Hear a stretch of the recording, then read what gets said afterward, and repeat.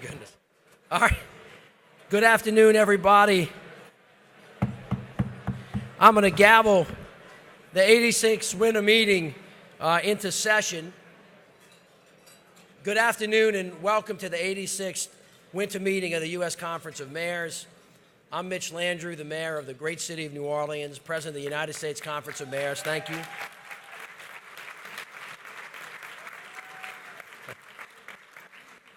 Before we start, we can start on a moment of levity. The mayor of Vancouver is here, Mayor McKerney Ogle. She wants us to know that today is the 161st birthday of Vancouver. You can welcome them and give them a round of applause for their birthday, but New Orleans is going to celebrate her 300th in a couple of weeks, so include us too. Happy birthday, Madam Mayor. It is my great honor to introduce the conference leadership on the dais. Vice President Steve Benjamin of Columbia, South Carolina is with us to the right. Second Vice President Brian Barnett of Rochester Hills, who I have in a meeting working on something for me. Our CEO and Executive Director Tom Cochran, our great leader. Tom, thank you so much. We also have with us in the audience our past presidents, President Mick Cornett. Mick, thank you for your leadership. Elizabeth Couch of Burnsville. Thank you, Elizabeth. And there's several former mayors who have served in the conference leadership in the audience today. And there are many newly elected mayors who are with us for the first time. So new mayors, can you guys stand up? We're really thrilled to have you. Thank you. Thank you. We look forward to it. And to those mayors who are joining us in Washington, D.C. from Canada, Germany, Ireland, Italy, and the United Kingdom, welcome to our meeting, and thank you all for being here. I'm going to introduce our speakers as we move through today's agenda. Just as a reminder, all of our plenary sessions are live streamed and available at usmayors.org and on the United States Conference of Mayors YouTube channel. For those of you that are on Facebook, Twitter, or Instagram, use our hashtag USCMWinter18, hashtag USCMWinter18 when posting about it or gathering. We also invite you to download and use the official USCM app available for iPhone, iPad, and Android devices. You can download the app in the App Store and on Google Play. Our updated app has the winter meeting agenda, a list of attending mayors, plus other features that are helpful this year around. I want to also thank all of the sponsors at this year's winter meeting, all of whom are appearing on the screen behind me. Thank you all. Can you give them a round of applause, because we couldn't do this without them. And I also would like to take a moment to recognize our title sponsor, WeWork. Give them a round of applause if you don't mind. And I would like to thank MasterCard and the American Hotel Lodging Association, the sponsors of today's luncheon, and invite their representatives to come and speak to us for a moment.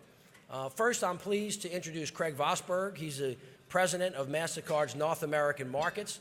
He oversees the company's customer-facing activities in the United States and Canada, including sales, business development strategy, and relationship management. He sits on the company's management committee and brings global experience to the role after a decade of working for MasterCard in the Asia-Pacific region. Please help me welcome Craig.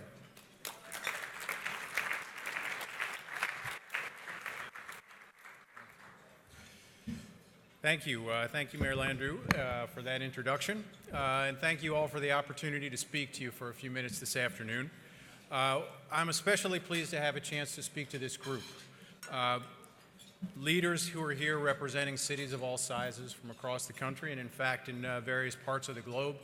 Cities that represent so much of what makes America great. Cities that represent beacons of opportunity, centers of diversity, centers for education, for culture, for the arts, for entertainment, for science, and for commerce. Cities are just so important to the fabric of our society, and it's a part of our society that we're very pleased to be able to support. Cities obviously also face their share of challenges, as do all different parts of our society and industry. Changes in technology, changes in labor pools, changes in demographics, things that many of you are grappling with undoubtedly in your own communities. MasterCard is happy and proud to be a private sector partner that is helping in ways, in as many ways as we can to address those challenges and help ensure that our cities continue to be the vibrant centers of society that they are. And I'm happy to have a chance to speak with you today about a few of those things. You know, MasterCard, I hope many of you have MasterCards in your wallet or in your purse. Despite the fact many people carry our cards, a lot of people aren't entirely sure exactly what MasterCard is. We're a technology company that has global scale and reach, that focuses on payments, electronic payments, as the core application of our technology. And to give you some measure of the scale of our business, we have about 2 billion of those pieces of plastic in circulation around the globe. We'll process about 60 billion transactions this year through our technology center in St. Louis. And those transactions will represent about $5 trillion in value that is being exchanged, all within the blink of an eye from anywhere around the globe. Those are big numbers. We're excited about those numbers, but what we're really excited about is the impact that that kind of scale and reach helps deliver to society in terms of adding value. And just to give you an indication of some of those things, we estimate not just MasterCard alone, but electronic payments in general over the course of the last 10 years have added on the order of $430 billion in GDP growth in the United States and created more than 6 million permanent jobs. How does that happen? Through the benefits that electronic payments provide in enhancing productivity, enhancing efficiency, enabling entirely new business models through things like e-commerce and digital commerce, et cetera. But in addition to that, we're also a company that's committed to extending the benefits of that economic power to as many people as possible. And we often say electronic payments is one of the networks that powers the modern economy. And for all people, all citizens to benefit from that, they need to be connected to that network. And as a result of that, we made a commitment a number of years ago to bring 500 million people around the globe into the modern financial economy by connecting them to electronic payments. And since announcing that about 4 years ago, we've already brought more than 300 million people in various pockets of the globe into the financial system by including them as members of the electronic payment system. That's taken on different shapes and flavors in developing markets versus developed. But here in the United States, as an example, that has focused largely on things related to disbursement of social benefits from federal and state government agencies to many individuals who don't otherwise have a bank account and would otherwise be relegated to receiving those payments by check and having to deal with check cashing agencies and that sort of thing, as well as educational programs around financial literacy. And those programs have been very successful and very impactful to date. It's a good start, but we know there's a lot more to do. And in part, that's what I would like to talk with you about this afternoon.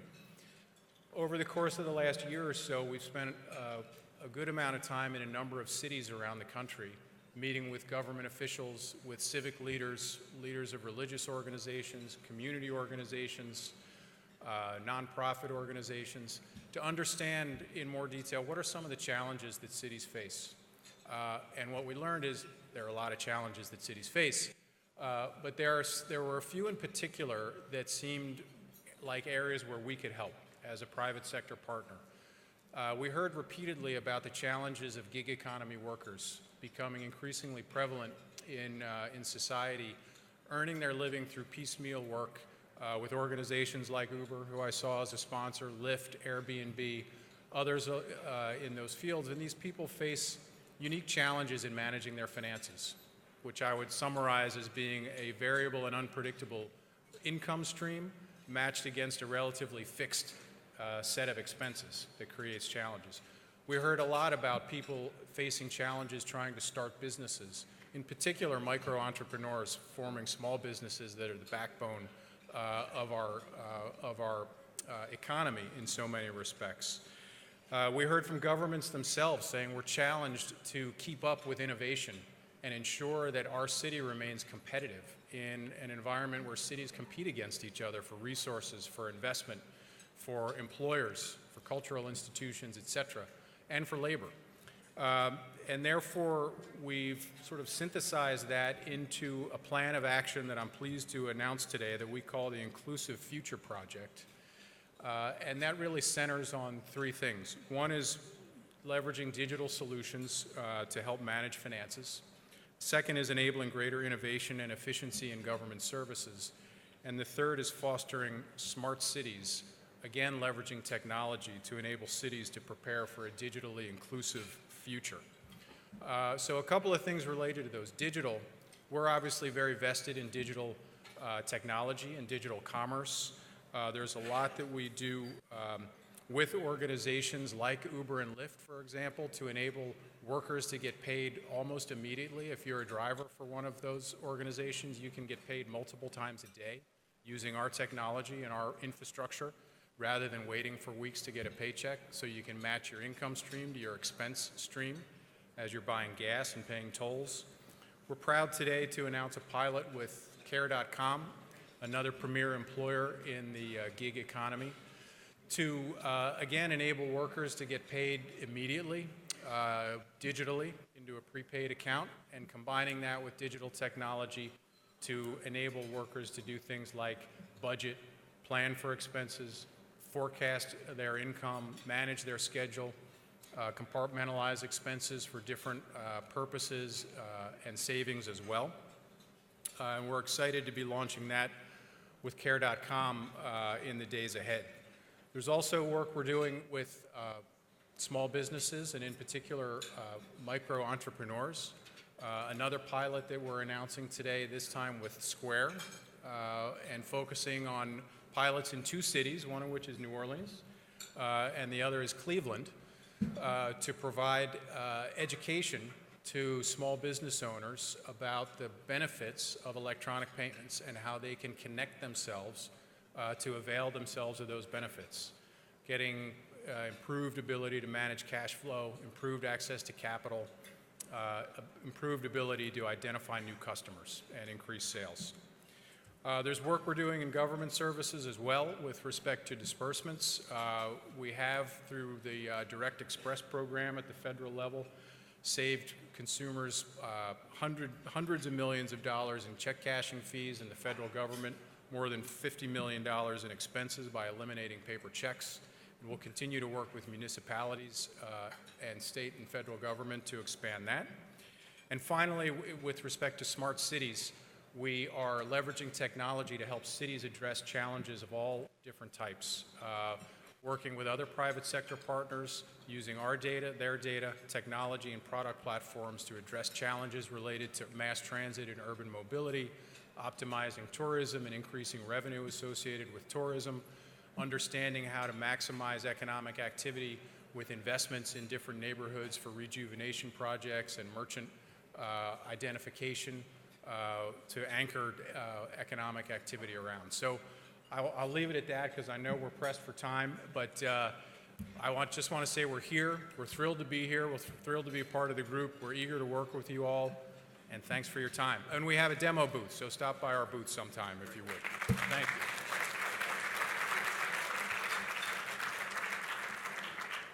Craig, thank you so much. And now I'd like to welcome Catherine Lugar, the President and CEO of American Hotel and Lodging Association. This association has been a strong supporter of the Conference of Mayors and partners with our many cities. Please help me welcome Catherine Lugar.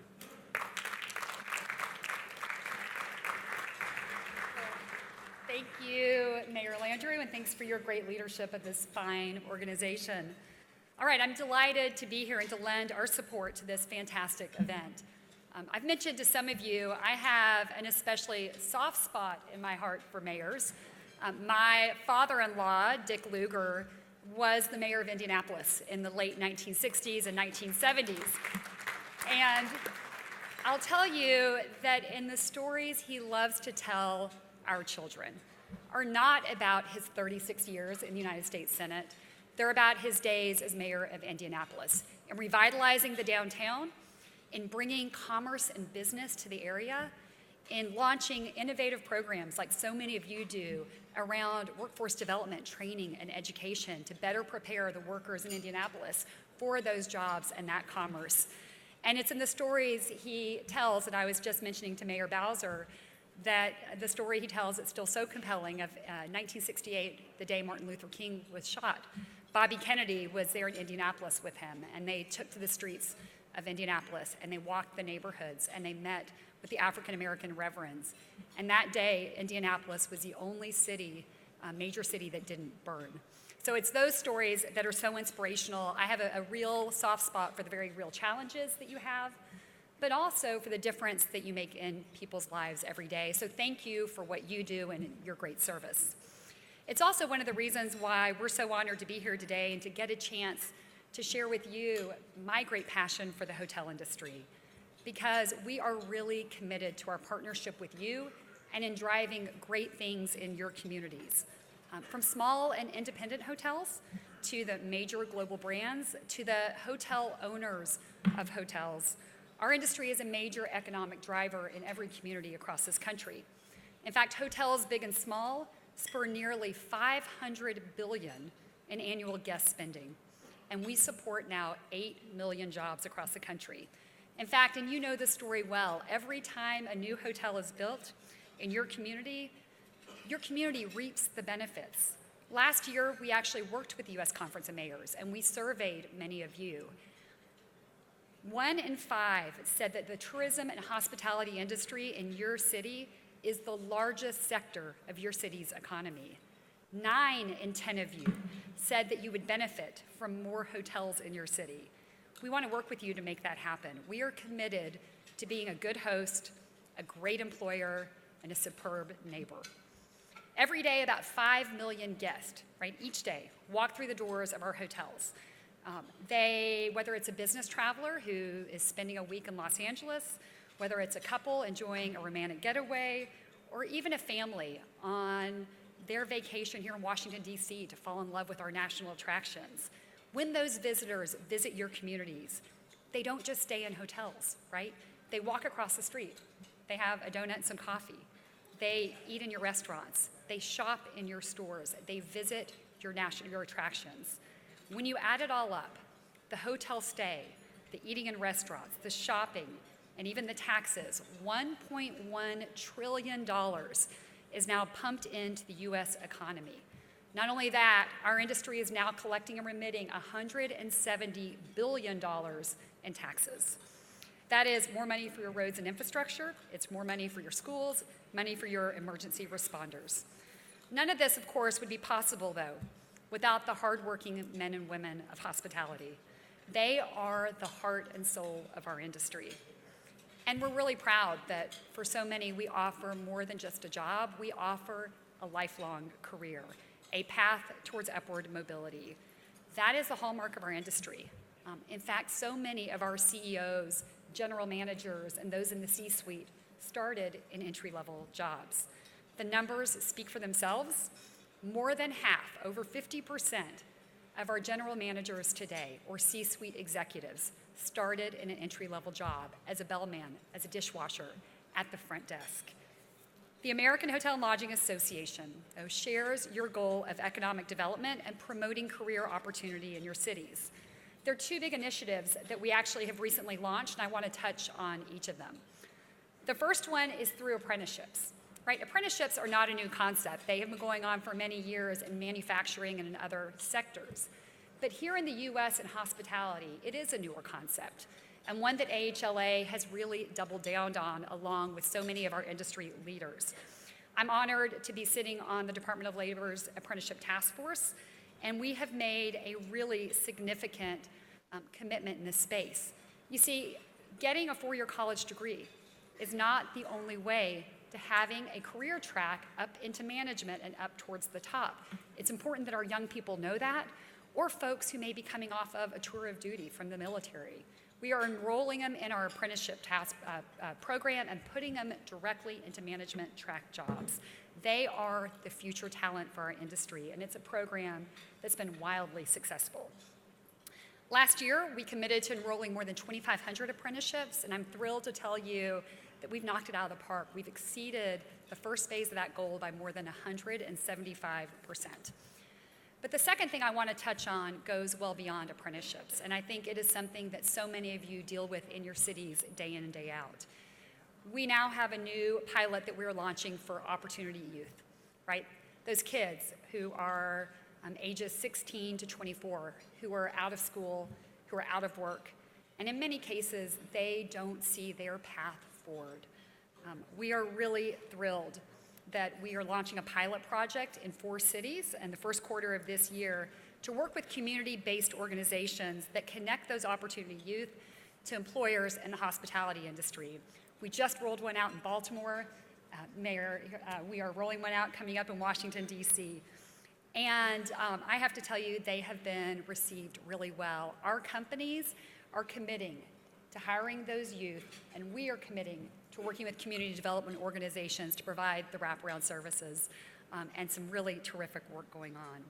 So from coast to coast, hotels are committed to advancing employees and partnering with you to make our cities better, stronger, and more vibrant. Whether it's working with city officials in Chicago to make our employees safer, or dispersing grants in Baltimore to train disadvantaged young people for jobs in the hotel industry, or fostering really exciting development in New York, Nashville, Austin, San Diego. Hotels are the cornerstone of thriving communities. HLA and our member companies are eager to continue to build on the strong relationships we have with each of you, and we do believe that together we can grow even stronger communities. Thank you again for your outstanding support and for all that you do for our great country.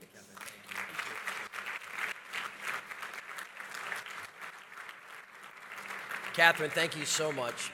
For the past 3 years, the United States Conference of Mayors has partnered with Major League Baseball on its Play Ball program. In 2017, more than 250 mayors, 35,000 kids across America participated in the program. That's a new record. This program, okay, well, go ahead. From the peanut gallery. The program highlights how baseball, America's pastime, can teach kids the value of sports and activity in their everyday lives. Here is a short video on last year's Play Ball activities. This event involves the United States Conference of Mayors, minor league baseball and Major League Baseball. And the idea is that we introduce baseball and softball to young people who might not have had the opportunity to play before. I'm joining with mayors from across the country to make sure that we are promoting baseball and softball to get kids out exercising and getting engaged in something that teaches them about life. I think it helps them be healthier. It starts them on the path towards a lifelong appreciation of activity and sports, and it encourages them to be part of a team. Baseball's a team sport, and there's something about playing team sports that brings out the best in people. You're learning about working together. You learn about teamwork, and you get social skills and negotiation and conflict resolution. All of that happens. It's progressive to give them positive role models and opportunities that are going to lead to a healthier lifestyle.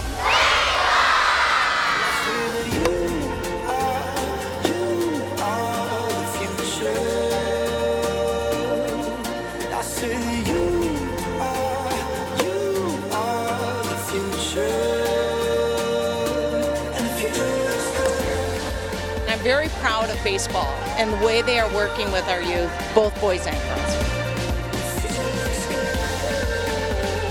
If you really want to have that resurgence, especially in minority communities and African American communities, particularly on baseball, this is where the rubber meets the road. This is something that is just positive for the city and for the community. People are excited. They've been waiting for this, and I think this can only get better. I think it's going to grow.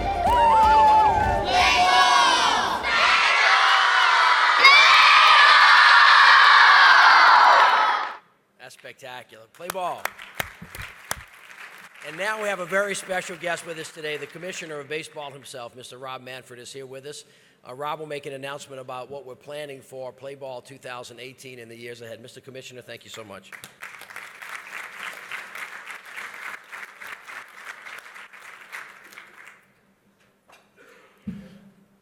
While I was sitting up here getting ready for the lunch to begin, I realized that I actually became the Commissioner of Baseball 3 years ago today. I'm not quite sure how I lost track of that date, but from day one of my most important priorities was to increase the engagement of young people with what we regard to be the greatest game in the world.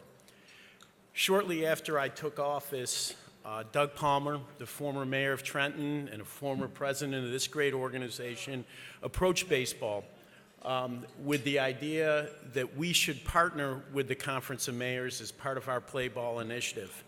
We quickly decided that was a very good idea, and it frankly has been one of the best decisions we've made during my brief time as commissioner.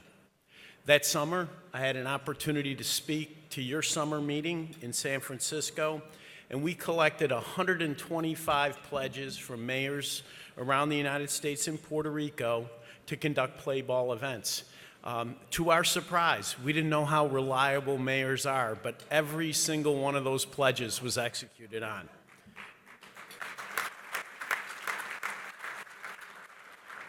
Those events introduced literally thousands of children to baseball, and more important, they built spirit in each of the communities that participated. Our program has grown each year since 2015, and our partnership has become a truly strong one. In 2017, as Mayor Landrieu said, 255 mayors conducted events that served 35,000 children, an increase of 75% from just the prior year. I'm really excited to be here today to announce that we've decided to renew our partnership for an additional 3 years through 2020.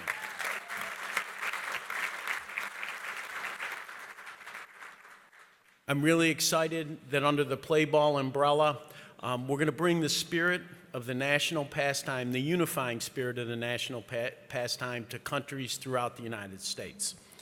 I'd like to especially thank Mayor Landrieu for his leadership in terms of developing this renewal and getting an agreement on it. And again, thank you for giving me the opportunity to be here with you. It is my pleasure to introduce to you another one of our great partners in the Play Ball initiative, Jim Clark, who's the president of the Boys and Girls Club of America.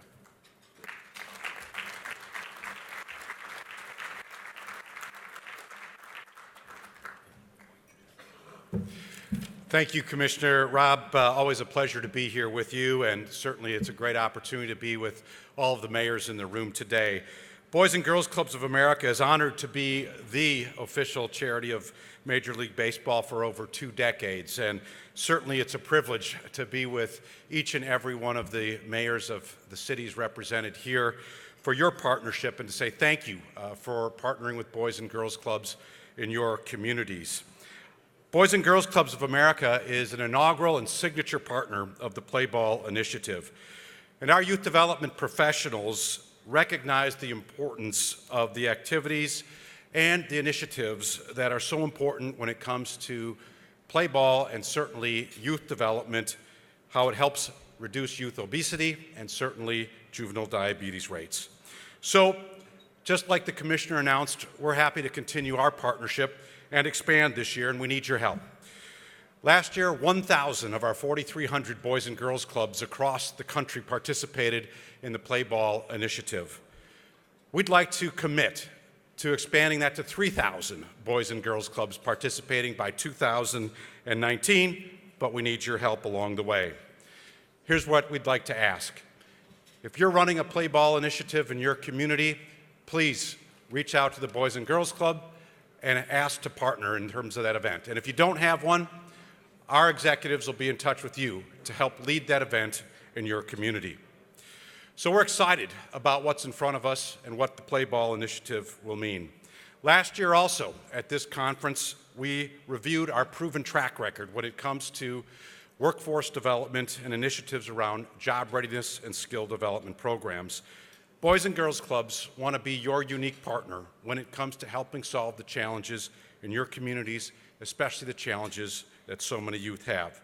So we look forward to continuing this conversation, and following the event today, we'll be sending a note out to every one of our local executives announcing this commitment and asking them to get in touch with your offices as we look forward to the summer of 2018 and the Play Ball initiatives.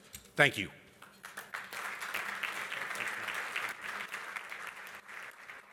Thank you both. We're asking mayors on opening day, March 29th, to wear a baseball hat of your favorite team and take a picture and post it on social media.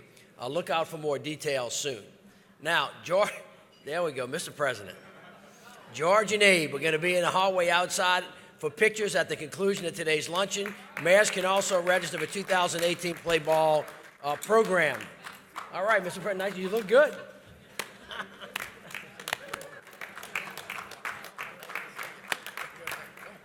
Come on, Mr. Commissioner. Y'all come on up. Come on, Mayor Bowser.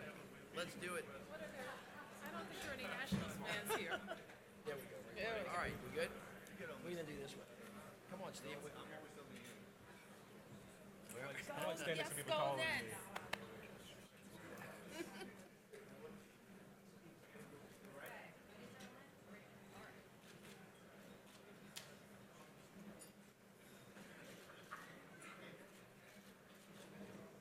Everyone right here in the middle, please. Right here. Right here. So you met with the president. Thank you. Thank you.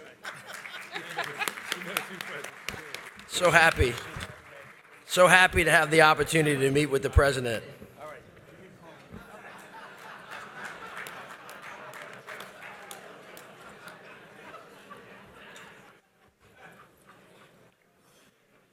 I'll let that hang out there for a minute. It gets curiouser and curiouser.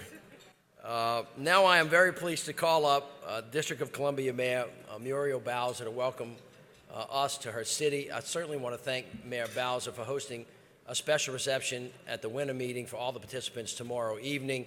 One of the great mayors of America, Mayor Bowser. Thank you.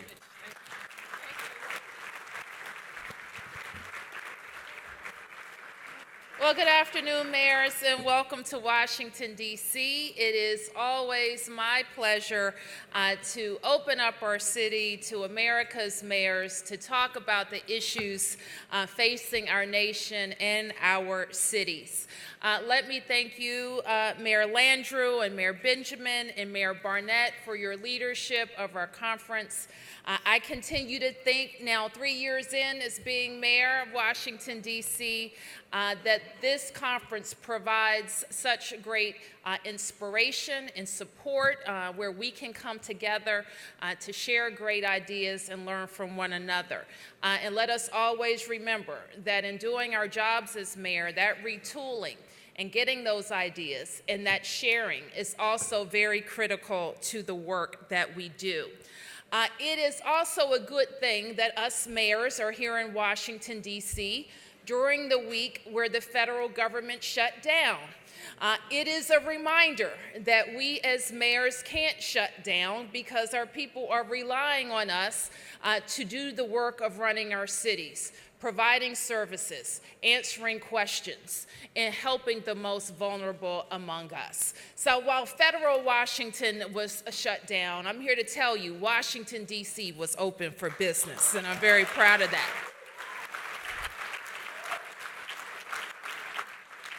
So as we go through our meeting this week, let us remember that our residents, hardworking Americans in every one of our cities, are counting on us to come up with solutions for affordable housing, to make sure that we are being creative about ways to end homelessness in our cities. They are counting on us to make sure that we're coming up with solutions to fix roads and bridges and airports, and to make sure that our public transportation infrastructure catches up instead of falls behind. They're counting on us to stand arm in arm with each other to fight discrimination. They're even counting on us to regulate marijuana and make sure our healthcare systems are supporting all of our residents. And we mayors know that we have the tools, the skills, and we have the ability to work together, even across the lines, all up and down, all levels of government, to get the job done for our city.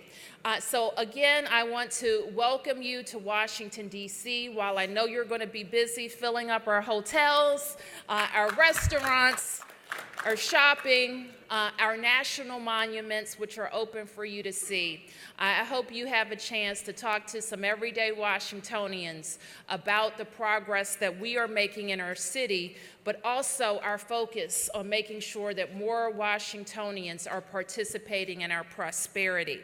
As Mayor Landrieu mentioned, I hope you will all join us because we will have a Washington, D.C. reception for conference attendees with our Canadian ambassador. And I note that there are 7 mayors from Canada who will also join us at the D.C. welcome reception. Welcome all.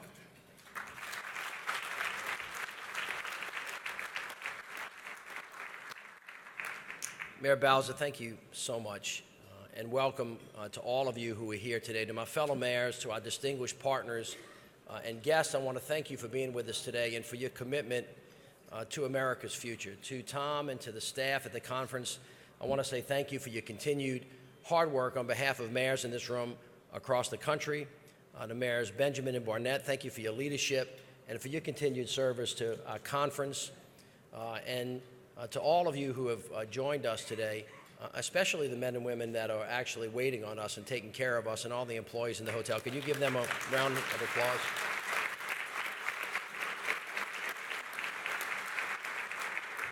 Mayors, I am overjoyed and honored, pleased to stand with you as we gather for our 86th winter meeting.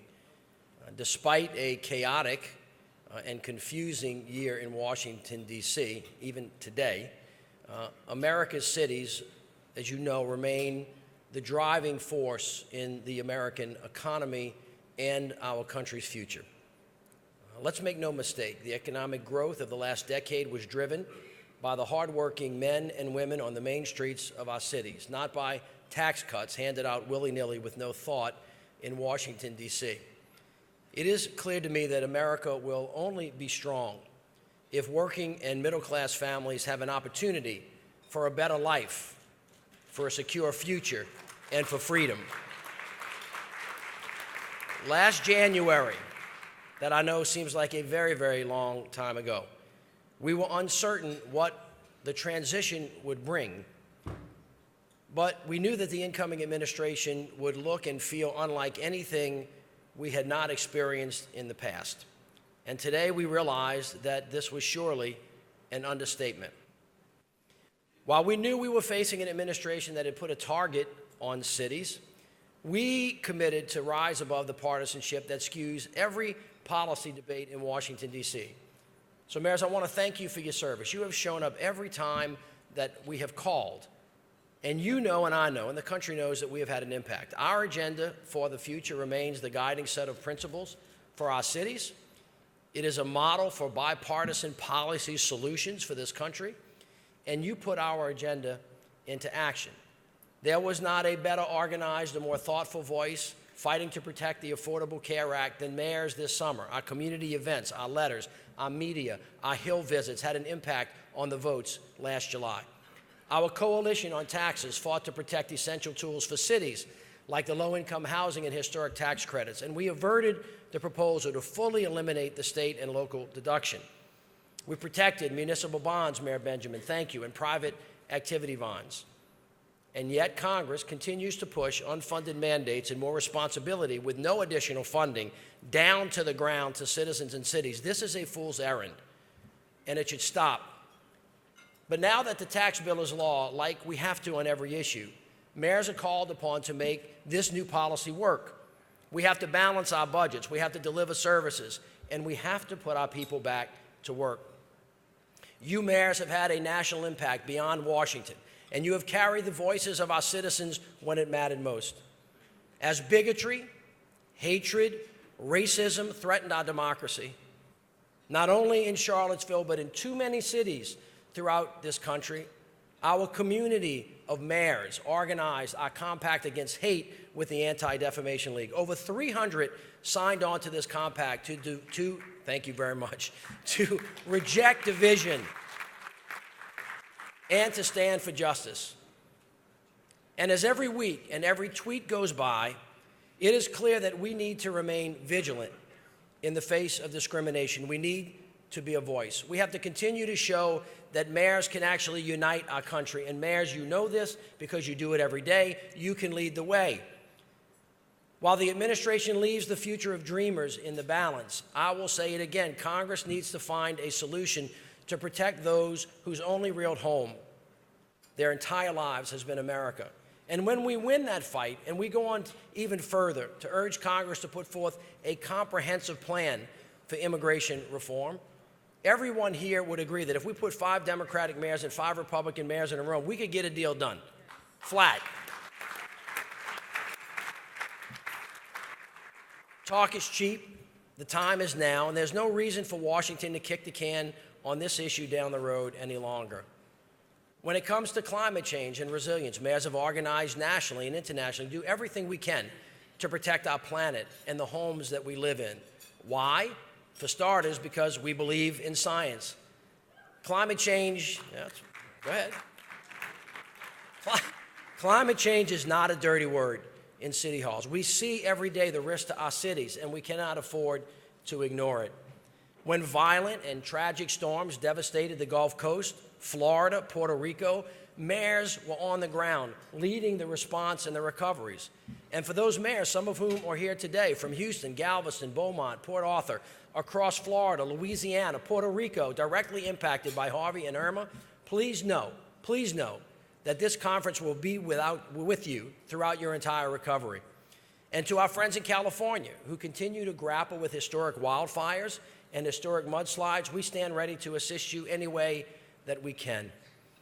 Through new partnerships with Bloomberg Philanthropies, with Axios, the National Urban League, and Ford Foundation, and our business and not-for-profit partners, mayors are now more than ever an example to the country of a diverse and broad coalition that can realize America's future in her cities. On every issue, mayors have spoken with bipartisan unity and pragmatic clarity. Washington should try that. I said to you in Miami, our job as leaders is not to resist. It's to lead. It's to engage. And I am proud to report that you have done just that. So let me take a moment to share my thoughts about where we are headed in 2018. As we gather for our annual meeting in plenaries and breakouts, we are going to cover the top challenges of the day. We're going to talk about public safety and homeland security. We're going to talk about infrastructure, resilience, sustainability. We're going to talk about economic equity, workforce, job growth, opioid addiction, public health, and many more important issues and topics that will guide the year to come for people that we represent and for our country as a whole. As we look forward, we have to prepare to both steer and to row. The challenge for all of us remains the same. How are we going to unite our communities and make the lives of the people we represent better? Looking at 2018, it has to start with infrastructure. This is our best chance to reframe the debate, to grow the economy, and to provide our people with a shot at a better future. Everybody in this room knows that you can't rebuild roads, you can't rebuild bridges, airports, housing, without the mayors of America. That's what we do, on time, on task, and under budget. It's now been over 14 months since President Trump's election night when he made a promise to rebuild America's infrastructure and the lives of American citizens. And we have to hold him and Congress to that promise. Here is what President-elect Trump said in that speech, and I quote, "We're going to fix our inner cities. We're going to rebuild our highways, our bridges, our tunnels, our airports, our hospitals." He said, "We will put millions of our people to work as we rebuild." As candidate Donald Trump promised, $1 trillion in infrastructure projects. Fortunately, the president has correctly identified the problem. There is nobody in America that disputes the $4.6 trillion backlog we have that we need to rebuild our country. But here's the thing. Identifying the problem without a proposal, proposing a real solution, is no solution at all. If reports are correct that the president's plan would only devote a small fraction of the funding we need to rebuild America, then he's committing our country to further erosion and decay instead of fulfilling promises. The good news, our good news, is the mayors are already doing their part. Just look across the country for proof. Imagine a line that becomes a circle, which goes from coast to coast, from top to bottom, and everywhere in between, from Boston to Boulder, New York to New Orleans, Asheville to Austin, Lowell to Little Rock, Santa Fe to Sarasota, Syracuse to Sacramento. We are the ones who are setting the example for how to rebuild America. In Los Angeles, Mayor Garcetti passed a $120 billion proposition for roads and mass transit, over half of what the president's proposing for the entire nation. In San Diego, Mayor Kevin Faulconer is working hard to expand his port.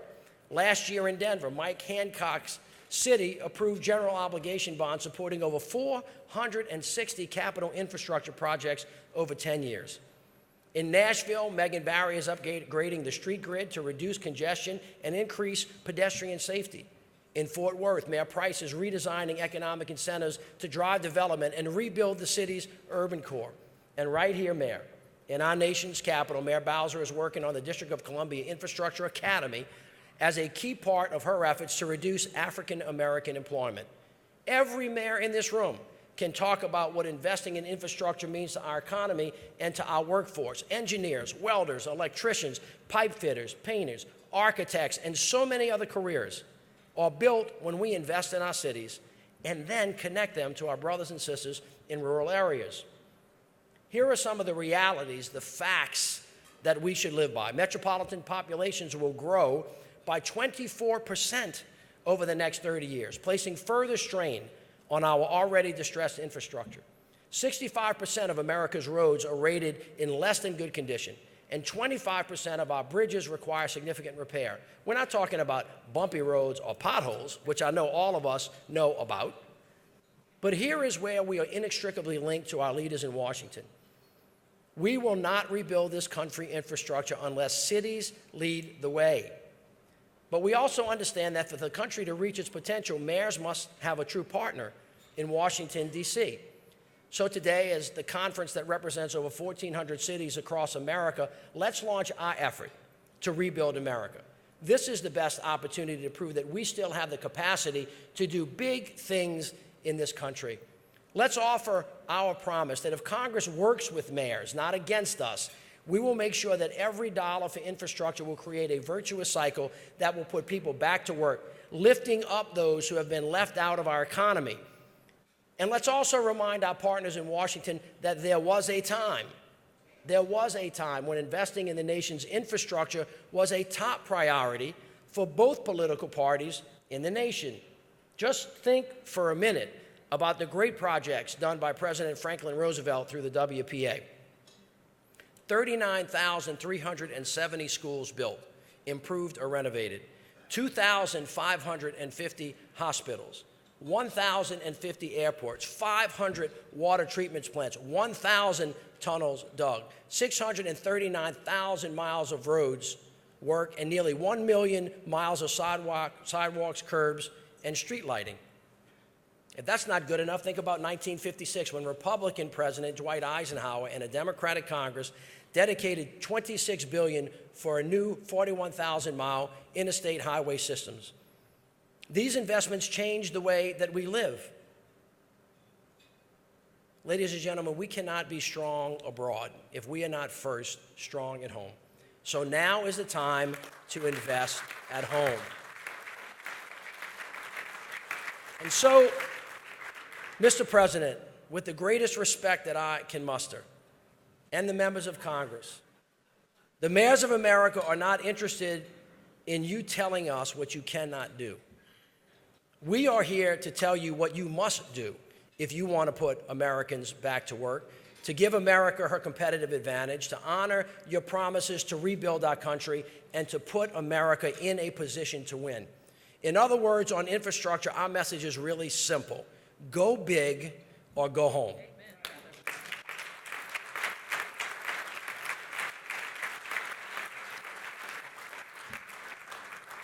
Lastly, I want to discuss how the labels we place on each other drives us apart, makes it harder for us to work together and get anything done. We too often talk about people as categories: educated, the elite, and the establishment versus poor, immigrant, working class, coastal versus Rust Belt or the South, or urban versus rural, old versus young. As leaders, it is our duty to put aside these labels, reject them, and take time to understand those who come from different backgrounds, different places, different cultures. We need to see and hear each other better in this country. We are so much more than the rhetoric that we spout today. Our religion, race, geography, and gender are all characteristics that create the diverse tapestry that makes our country stronger. American cities are full of honest, decent, working people that share the same dreams and hopes for their families and their communities. They are parents, they're police officers, they're teachers, small business owners, employees, factory workers, healthcare providers, truck drivers, construction workers, laborers, and millions of working families who are looking to our elected officials to stay focused on their priorities to secure their future and their freedom. I can think of no greater way to get this country beyond the partisan paralysis that plagues our national politics than for mayors to assume the challenge of leading the infrastructure debate so necessary today in this country. With one voice, a bipartisan and a pragmatic voice, America's mayors will lead alongside our federal partners or in spite of them. Mayors, we're looking forward to visiting later today and talking about the issues that are so important to all of us. And we will continue to push forward as America stand up and are counted. Later today, we will also have a plenary session dealing with the issue of the day relating to women in the United States of America. And the Mayors' Women's Conference will lead that effort for us. Elizabeth, thank you, and all the other mayors. We look forward to engaging as well. Unfortunately, the Trump administration's decision today, that happened at 12 o'clock, to threaten mayors and demonize immigrants yet again and use cities as a political prop in the process has made a meeting at the White House untenable for some of us. The mayors, the U.S. Conference of Mayors is proud to be a bipartisan organization, but an attack on mayors who lead welcoming cities is an attack on everyone in our conference and, quite frankly, an attack on the United States of America. And when the president is prepared to engage in an honest conversation about the future, we will be honored to join him. Until that time, mayors of both parties will work together to keep our cities safe, hold this administration accountable, protect immigrant communities and everyone else, with or without Washington's help. I wish to be clear about that, and I wish to be clear about this. We will not be intimidated, and we will not be divided. These times may be confusing, they may be chaotic, they may be frustrating, but this is the environment where leaders are called to act. Political stress caused by economic inequities and rigid activists on both margins may rule Washington. But I still believe America can win in the future through addition and multiplication. We must reject the division and subtraction that too often is winning the day in America. I'm confident that you in this room will continue to define what is great about America and set the example for what it means to be a public servant and what public service means. As I stand before you today, I look forward to 2018. This is our year to lead. It is our time to get it right. And let me end with this. To those individuals who cannot find a way to make it work, what you burn down, we will rebuild. What you seek to divide, we will seek to unite. What you break, we will fix. Because at the end of the day, in the beginning of every day, that is what mayors do. So mayors of America, all of our partners, to the American citizens, the mayors of America are going to get back to work, healing a hurting nation. Thank you so very much.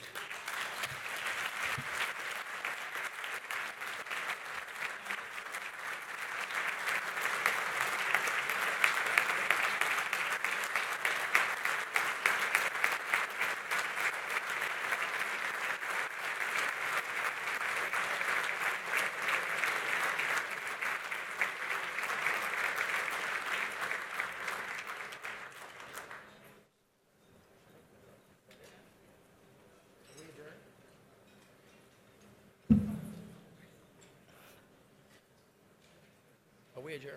Are we going to the... All right. Watch how fast we do this. I just adjourned that meeting and we just started another one. We're running a bit behind, so we're going to try to ramp it up again. I am proud to begin our conference this year with an important discussion on equity and civil rights. And I'm honored that the panel guests coming with us today have honored us with their presence. Early last year, as I began to think about what to accomplish as the president of this conference, my friend and former conference president and mayor of New Orleans, Mark Morial, pushed for me to consider a role that mayors in this conference have often played on civil rights throughout history. And as we have recently seen in too many of our communities, hate and bigotry that seeks to divide our people still exist. So it remains our responsibility as American mayors to be vocal and lead on these issues.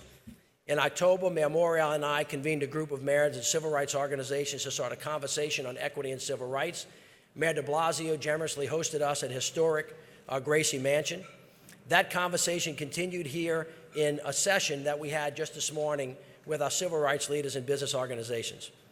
Working together with Mark and the National Urban League, we have an opportunity to engage our common constituencies around the challenges of inequity, stalled mobility, and persistent institutional barriers that hold too many people back in too many communities. So I'd like to introduce the moderator for our discussion, Michelle Giwando. Michelle, come on up. Michelle is an attorney and social justice advocate who works at the intersection of policy, political strategy, and media. She currently serves as the Vice President for Legal Progress at the Center for American Progress. She has an extensive background in public service and appears frequently in numerous print and television media outlets. Michelle, thank you for leading this important conversation. Michelle Giwando and conference members, come on up. Mark Morial, come on up, Mr. Mayor. Michelle Ebanks from Essence Magazine, and Mayor Michael Hancock from the great city of Denver, Colorado. Please welcome them.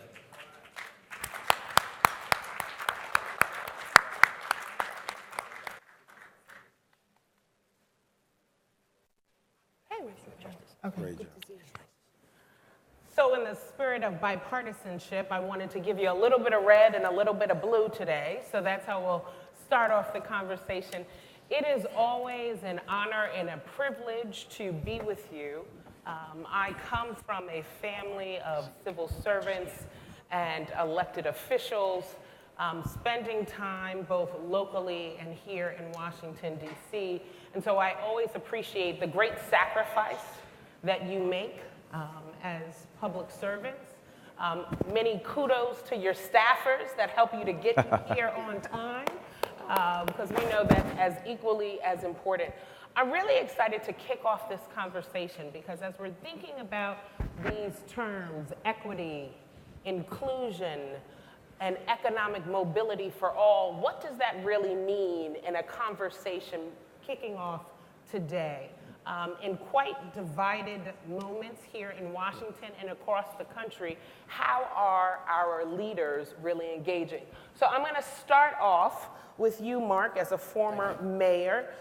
In the 1960s, when the civil rights era was underway, many people moved out of cities into the suburbs. And in present-day America, we're seeing a reversal of that. Many people moving back into the cities. But as we've begun this conversation, there is something happening when we're talking about racial and economic inequality. And I wonder, as we think about the power in this room, what does the collective force of the mayors in this room, the sponsors who are participating, what does it mean to look at those issues of racial and economic inequality? So I'll start with you, Mark, and then Mayor Hancock as well. So first of all, thank you, Michelle, and always greetings to the Conference of Mayors, and with great pride on behalf of the National Urban League, and as a former president of this conference, I'm glad to be here. Here are a few points. Yes, people moved from cities, many moved from cities to suburbs in the 60s and the 1970s. Civil rights and school integration and neighborhood integration drove fear, exploited by politicians, to move people to the suburbs. Public policies, like the creation of the interstate system, accentuated that move. But now, if you will, 50 years later, 40 to 50 years later, what we have is, and this is an important point. Testing. There we go. Yeah. We have, thank you. Start over. We have the urbanization of the suburbs. The suburbs are no longer the old suburbs. The suburbs have urban challenges. Witness Prince George's County, which is in the suburbs of Washington, the suburbs of Chicago, Jefferson Parish in New Orleans, the ring around Atlanta. What do I mean they have urban issues? They have school overcrowding, they have more diverse populations, they have aging infrastructure, they have the problems that they, quote unquote, believed that they were running away from. And within that provides, I think, an opportunity. And that opportunity is for a stronger political coalition around infrastructure and around equity issues. Because what it demonstrates is you can't avoid, run away from the challenges. You've got to confront them indeed head on in a very direct way. People are moving back to America's urban communities, and I think everyone can celebrate that. But within that, new challenges are raised. The challenges of removal and gentrification, the challenges of spikes in housing values, which has a good side to it because it increases tax receipts, and sometimes, but there's a tough side to it in that it prices many people out of neighborhoods that they have a historic relationship with. It isn't an easy issue for mayors to deal with. It isn't an easy issue for communities to deal with. But I think that we need to have a vision of the city as a place for everyone. And a city should have an approach to equitable growth and equitable development. And mayors have to pay attention to how they spend their operating budget and how they deploy resources, how they spend their capital budgets, where they place economic development incentives, if they're broadly available to all neighborhoods and all communities in a city. I think a mayor can drive that, and above and beyond all, and we heard Mayor Landrieu in a very compelling way, the mayor can also articulate this vision of us and we versus I and them and division and subtraction and replace it with multiplication and addition. So that's just a few initial thoughts that I have. Mayor Hancock. I thank you, Michelle, and I want to also, once again, just applaud Mayor Landrieu for his powerful words this afternoon, because I believe he reflected really the conversations that we had in October and then again today with Mark Morial and Mayor Landrieu, discussing the issues of equality and inclusion. I think there are two things I want to say about this, because I think Freudian slip, former mayor, great national leader Mark Morial hit it out the park. The issues and opportunities around inclusion and equality ought not be a program. It ought to be a value. They ought to be values that every mayor, no matter what city they live in, must consider when making policy decisions, first and foremost. And I think sometimes we forget that, and I have to admit that as I was working to bring our city out of the recession and return it to economic stability, those are values that we should never forget, but yet we did. For example, what impact do certain development decisions that Mark pointed out have on minority communities or communities that are struggling along the economic margins, communities that have been perennially overlooked and neglected? If we decide to place a company there, go in, improve the infrastructure, bring rec centers, parks, those have not only great amenities, but they have implications, and we must measure those implications in terms of now we're working to improve the neighborhoods. What does it mean in terms of the desirability of people wanting to move into those neighborhoods and ultimately prices rising and people being priced out? And we've seen that in Denver, Colorado. We're seeing it across the country. We call it gentrification, involuntary displacement, whatever you want to call it. It really is a sticks and a stone that hurts vulnerable populations. And as mayors, we have to be very conscious of those decisions and certainly be ready to counteract those impacts. The second and final thing that I'll share with this is that let's not also get lulled into believing it's an either or. I have the audacity to believe that we can improve overlooked and perennially neglected neighborhoods while at the same time securing people's place in their neighborhoods. And we've got to fight like hell as mayors, as city council members with regards to our budgets, but also putting in those safety net features or elements that go in and protect those neighborhoods. We're doing that in some instances in Denver. I know other cities across the nation are doing it, but under the values of equality and inclusion, we got to make sure people do not get subtracted and divided out because we're trying to improve neighborhoods. It doesn't have to be either or. Michelle, so I want to turn to you. First off, I want to wish you congratulations. Yes. Many in the audience may be aware that Essence Communications, which you are the president of, has now returned to being 100% Black-owned. When you think about the collective buying power of the African American community, somewhere over 1.5 trillion, and Black women central to that.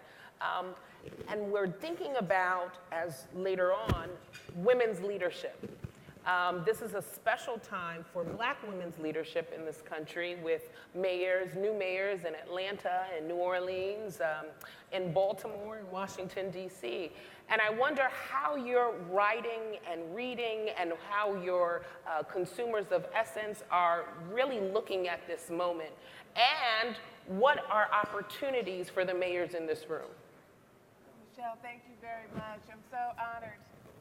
I'm honored to be here at this conference, and especially here with these two mayors. When I think about Essence, and yes, it was an exciting moment when Essence returned from our 12 years of being a public company and now back to being independently owned. And it was trending, the top trending topic on the announcement day in social media. And there were within the first 5 days, 7 billion impressions. So the community of women, Black women, women of color, were over the moon. And that, for us at Essence, really showed this excitement of action. That we're going to take an ownership position in change in our communities and not wait for something to happen or wait for someone to do something for us. And the equity discussion here and inclusion is critical. And I'm proud of the work with the Essence Festival in New Orleans with then founding mayor, Mark Morial, took this, what was an idea to celebrate the 25th anniversary of Essence and make it an annual event that became the largest event in the country, attracting 500,000 people. And then when we faced our, real point of decision with the tragedy of Hurricane Katrina, Mayor Landrieu rebuilt the festival in New Orleans, and now it drives $250 million annually. Wow. That is economic empowerment, and it is a great time, but it is an opportunity to have a discussion with women and families about how they can be included in the growth within a community and be economically empowered. So it's an opportunity for us now to show really how women can win and how families can win. And we're doing it in New Orleans, but we want to do it all over this country. Women of color are the fastest growing group of entrepreneurs, have the highest rate of labor participation, vote at the highest levels, and want to do more and earn more and are ready to lead.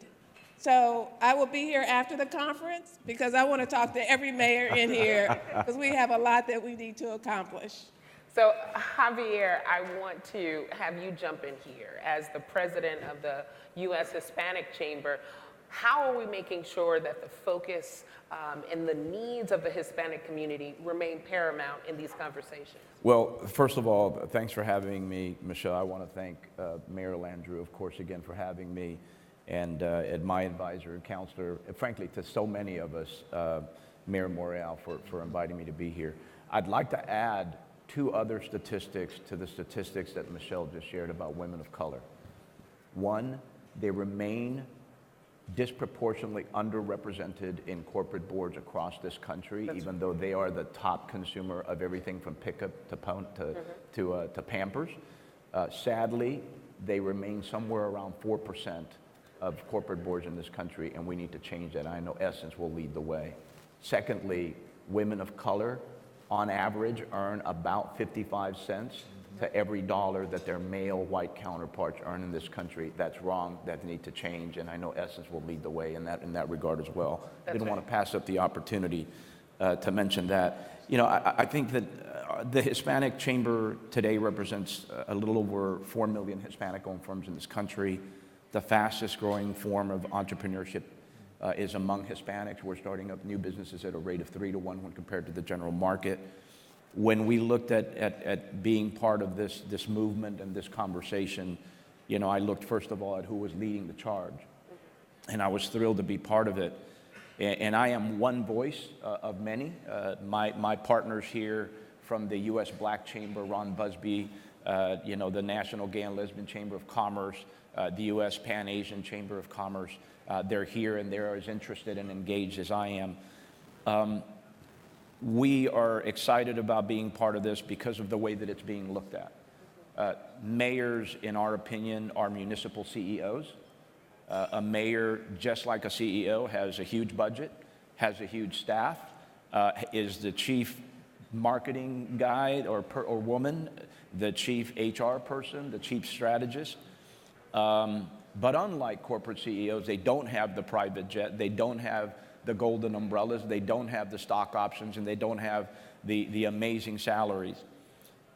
And here's another thing that makes them different from corporate CEOs.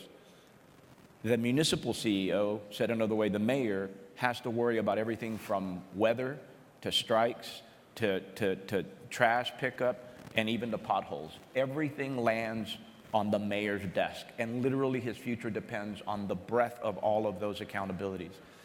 And so we have great respect for municipal CEOs, for mayors, because we know that anything that comes out of this town in terms of legislation or regulatory issues lives or dies and is successful or not when it lands on the desk of the mayor. It's the mayor who ultimately executes on a policy, whether it's a good one or a bad one. And to Mayor Landrieu's point, it really isn't about complaining, because as a mayor, you don't have that luxury. The only option is to lead. And the people in this room, the mayors that are in this room, we're thrilled to be part of this. We're excited about the way they're looking at their work, and it encompasses everything from bigotry, access to education, access to capital, all the way to appreciation for the critical importance of American small business. And these mayors recognize that when you look at their populations, their urban centers, and you look at American small business, more often than not, that business is creating 2/3 of all new jobs in that community. And more often than not, that business is owned by a person who identifies as Hispanic, African American, gay or lesbian, or Asian, or several of the above. And so it's an appreciation and an understanding for the criticality of American small business that really makes me and my cohorts and my partners in small business really proud and happy to be here. So thanks again for having us. Thank you. Mayor Landrieu, we're having a conversation about inclusion, but I think a lot of people don't actually know what that means or what that means for them in their position, right? I'd love to do a quick speed round, and starting with you, what does inclusion for mayors, or what does inclusion for you look like on today? Well, you know, it's interesting because Javier talked about mayors being CEOs. Mark remembers this from the position that he's in, and what I have and Michelle does too. We have huge buying power as mayors. I run basically $1 billion budget all in on operations and capital. Every day I'm signing contracts. I'm signing contracts to rebuild housing, infrastructure, whatever. And if you don't ask the question to your department heads, well, is everybody included? Did you cast the net far and wide? Do people know they actually have an opportunity to compete, you know? And after that happens, when it all comes out in the wash, did everybody get a fair shot equity, then you're not driving your business or your government towards inclusion, essentially. On the issue that Michelle talked about, just to kind of get like way in the weeds on this, I was a lieutenant governor when we first met, and I was in charge of tourism for the state of Louisiana. And there was a budget that the department had to incent certain entities standing up to generate tourism, generate jobs, et cetera. When the issue of Essence came up, and the mayor knows this because he was there, Baton Rouge treats New Orleans in many ways like Washington, D.C. treats the mayors of America. All right? And so the issue got to be, well, why are we going to take some of our economic development money or incentive money and put it on this little festival that was an African-American festival in New Orleans, and what's it going to yield? And I was like, wait, you don't understand. You don't, besides the fact that they deserve every opportunity that everybody else deserves, the power that this can turn into is dramatic. And so, mayors, for those of you that are interested in creating economic development out of culture, Essence went from a little old music on one stage, right, over 25 years, to being now an event that has somewhere between 300 and 500,000 people, a massive economic engine that produces jobs and income and creates a space. That's why they call it a party with a purpose, to have lots of discussions during the day before you go that night and hear the best entertainment that the world has to offer and put a lot of people to work on the issues of the day.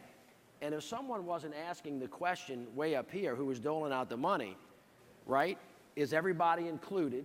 And once you finish making sure that everybody's included, has a chance, do people have a chance to participate in equity, which is not the same thing as equality, then you never get to the thing because it's not intentional or purposeful. You actually have to, through the nuts and bolts of the resources that you have, make sure that people have a chance. Because, Mike, as you've noted, time and time again, when that occurs and people are given a chance to compete, you know who shows up? Everybody.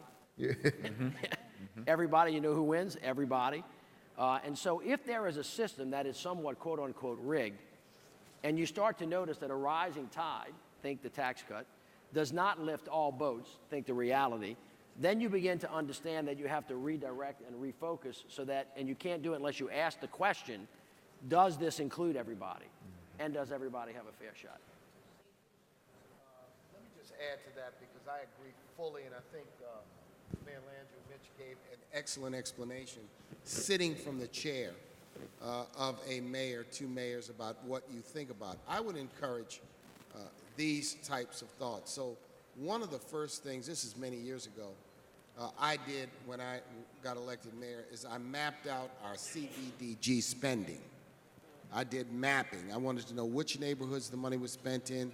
I categorized the organizations to whom the money went and found that it was a lopsided approach.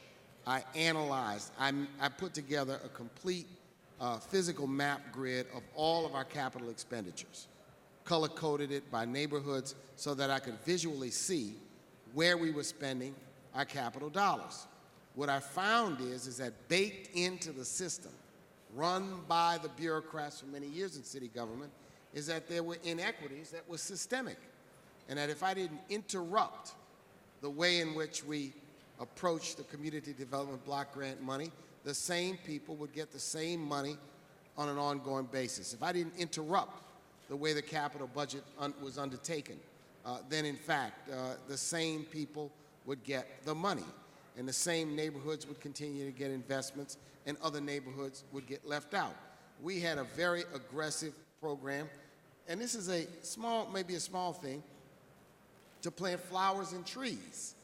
I wanted to look at it mapped out. People said, you're just being nitpicky. I want to see where we're spending money so I can ensure that neighborhoods that are locked out, left out, and that people who are bureaucrats could see what I thought. And that is, see what I see. Look at the map. The way in which you're spending the money is not equitable. You are simply doing things the way things have always been done. So sitting in the chair, a mayor can impact things in a significant way. When you look at where you give out tax abatements, where are the projects? Where are the programs? If you have loan guarantee programs, where are the projects? Where are the programs? One of the things I found out about minority business owners, Javier and Ron, is that minority business owners were not even aware of many of the opportunities that existed with the city. right. Because it was a closed little club of people meeting for lunch and sharing information and keeping it close. And it was never, ever understood until we put transparency and light on it. So these are practical things, but I really believe that at this point in time, one of the most important things mayors can do about equity is you have to preach it, you have to teach it, you have to lead it. You have to lead it by example, and you have to talk to people why a city that is inclusive is going to be stronger than a city that's divided. Let's keep on going down the line. Michelle, inclusion. You know, inclusion, well, I can say without any doubt in my mind that Essence today and, you know, now global, you know, growing multi-platform would not exist if these two mayors did not practice inclusion. It would not exist, this business, because that festival has allowed us to thrive through secular changes in media. That's inclusion. And when I think about the impact of working with mayors and CEOs who understand inclusion, there's a piece of Carnegie research that just struck me, because this Carnegie research talks about, you know, what are the steps to improve any situation, right? And there were 6 steps. And the first step was, what's the issue from that user's perspective, right? Not from everyone, one problem, but for everyone to be included, those segments, if it's not working, what's the issue from their perspective? And then it's not what works, one solution, it's what works for whom. And then how is that solution developed and how is it scaled? That to me is inclusion, taking the time to understand what works for whom and how do you scale it? Because there's not one solution, nothing's going to work for everyone. Women of color, when you think of women of color, yes, 67% single head of household. Twice that of not Hispanic, Caucasian women. So what's going to work for this community of women is going to be different. And it takes that understanding and a focus so that conclusion can have extraordinary benefits, but it takes that change to know what works for whom. I think, you know, when I think about inclusion, at least at the moment, I would say to everybody in this room, quit looking at your iPhone for just a minute and look to your right, your other right, and now look to your left. And that, in essence, is inclusion. If you think about the Conference of Mayors, I'm looking at you right now, and I see women, I see Asian, I see African American, I see young, I see old, I see larger populations, urban populations. Look at this panel. I mean, there's a brother running Denver. I mean, I think it's also illustrative of the changing face of America. And I speak to a lot of audiences, mostly business, like 95% of the time business audiences. If this was an audience of corporate CEOs, not municipal CEOs, this crowd would be vastly different. It would be predominantly white, it would be predominantly male, but that's not what I'm seeing here right now. So I would say that the Conference of Mayors is a living illustration of inclusion. I'd say keep it up. You guys are doing a good job. That's great. You know, I agree with everything that's been said here. We use a term today called disruptive technologies or disruptive industries. And really the values of inclusion and the equality are disruptive because it requires us to slow down and to ask not only what the other panelists have said, who's missing, who's not been included in this conversation, but we also must dig deeper and ask a question to the heart of what Mark just pointed out. What are the barriers to their inclusion? Do they not have the information?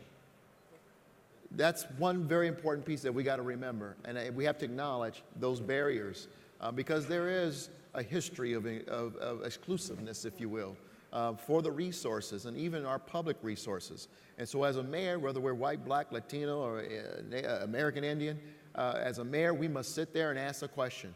Like Mark, the first time they brought me the list of CDBG, the first question they said, well, here are the folks we're going to allocate money to. My first question is, why did you do it this way? And their response was, we've always done it this way. I said, well, after this year, you're not going to do it this way anymore. You're going to have a vision, a justification of why you're doing it. We're going to allocate these dollars so that we have, and our driving vision must be we're going to lift up vulnerable communities, right? We're going to take these resources to where people need them. So that's the first point. Acknowledge the barriers to why people are not included. Sometimes they're not even aware of the opportunities. The second thing that I want to share with you is really, if this is truly a value of ours as a city, and as mayor I'm driving this, then you know what? The people we're doing business with, I expect to have those values as well. Let me tell you how disruptive we've been in Denver. On our new MWBE policy, I wanted to insert, and we got it successfully inserted in our policy, asking the private sector, before you do business with the city, I want to know what your diversity and inclusion plan is.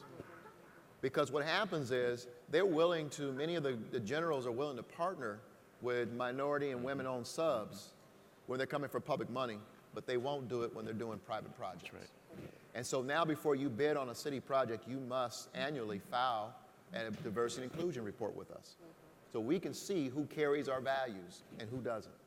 And we now evaluate our proposals based on that. And that's groundbreaking. It is. Because we're saying we want you to share the values of this city. Mm-hmm. And the last thing I'll say this is that it also makes business sense. If I have strong women and minority businesses in my city, small businesses in particular, then we have a deeper bench and we're able to withstand the volatility of the economy. And big business gets that. They need to also understand that small business sector is very important to strengthening the economy of the local community. So I don't really have to do much selling, but this is how we're going to do business. We have $5 billion cascade of opportunities rolling through the city today. And before we issued one RFP, we met with all the GCs and subs and said, business as usual is over.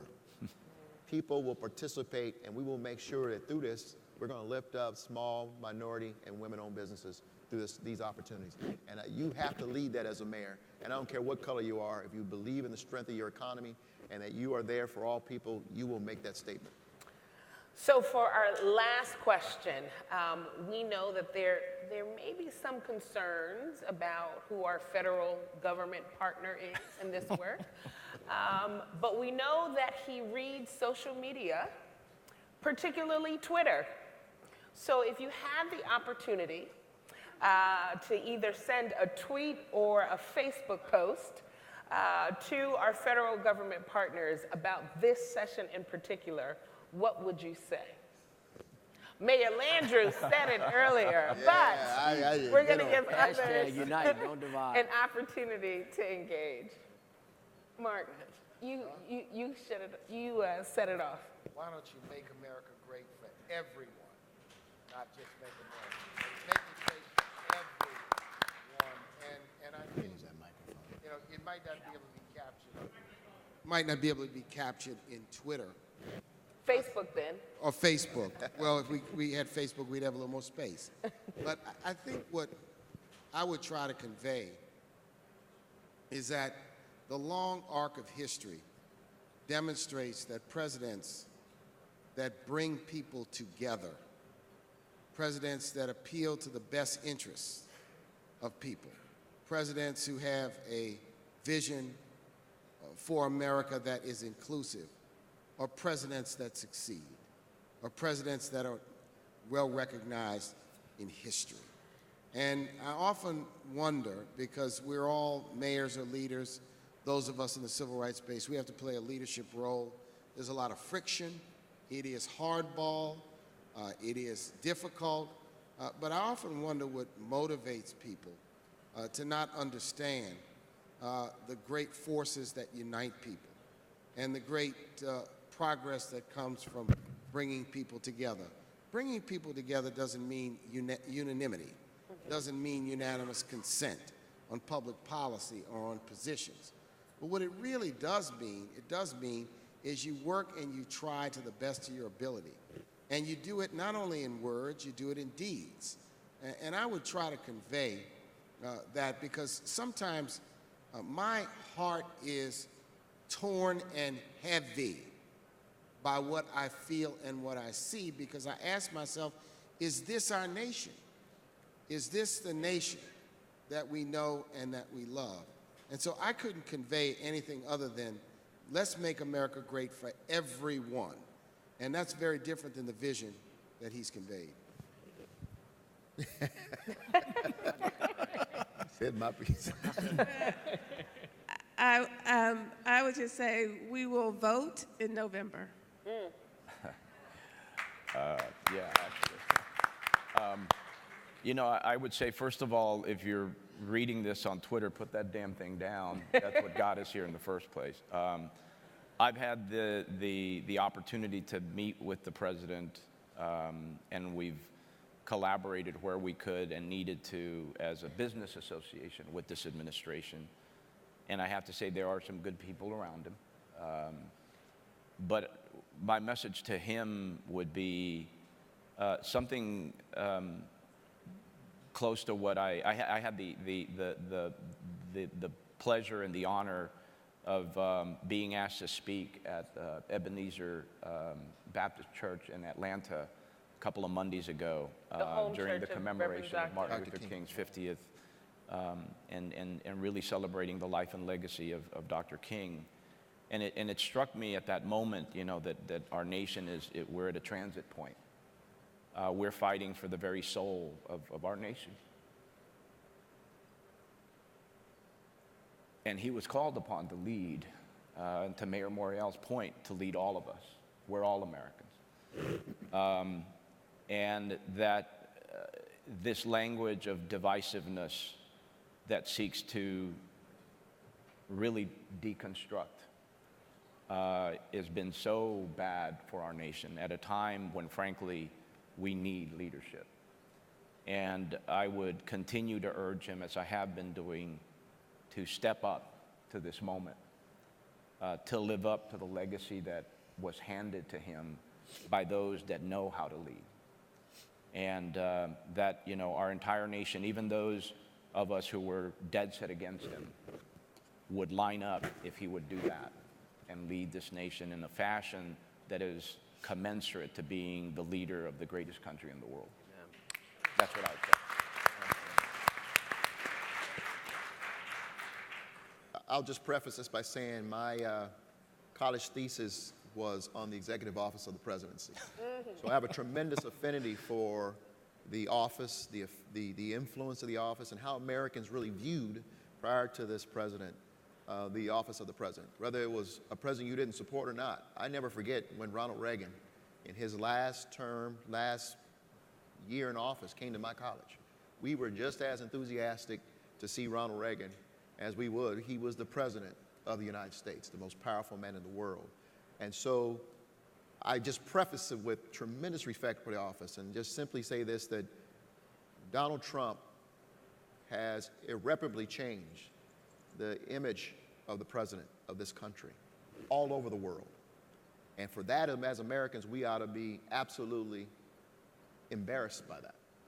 And so if I had a chance to tweet him, I would say what I said at the Martin Luther King luncheon in Denver. Mr. President, either you honor all people who want to live in this nation, native or foreign, or you need to leave the White House.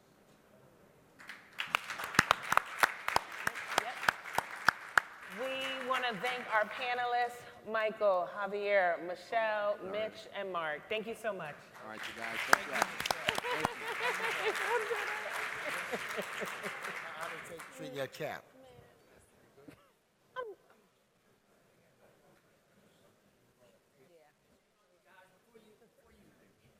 Before you guys leave, we got one more speaker before you go. And you're going to want to hear him because last but not least, Mayor Emanuel, who is leading one of the great cities of America, is here with us. In his 2 terms, he has implemented several initiatives that brought growth and jobs to Chicago neighborhoods. The mayor, like all of us, wants the next generation to have more opportunities and is a passionate advocate for children and wants to address us on the issue of quality schools, not only as an education issue, but an economic issue as well. And he has been leading us and will continue to do so. Please help me welcome Mayor Rahm Emanuel from the great city of Chicago.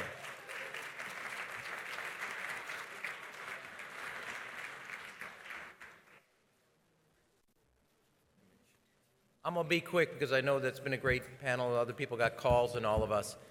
Look, we live in a period of time where you earn what you learn. And I don't know everybody in this room, but I guarantee we have two things in common: the love of our parents and a good education. We can't do something about one, but we can do something about two. And we've decided in Chicago we're going from a kindergarten, high school to a pre-K to college model. And our graduation rate has grown from 56 to 78, almost 78 last year. We're on track for 85. By 2019, to get your walk-in papers, and we will help you, every child has to have either a letter of acceptance from college, community college, a branch of the armed forces, or the trade school. Everybody, not just the Emanuel children or the Landrew children, will have a post-high school education plan. And you cannot succeed if you do not have that. We have to help you to plan for that. We've also established in Chicago the Chicago Star Scholarship. You get a B average, community college is free. Dreamers can get it. 72 to 74% of the kids that take it are the first ones in their family to go to college. You want to make sure that they can see the world and be part of that world that they see around. And then the last piece, we went to universal full-day kindergarten.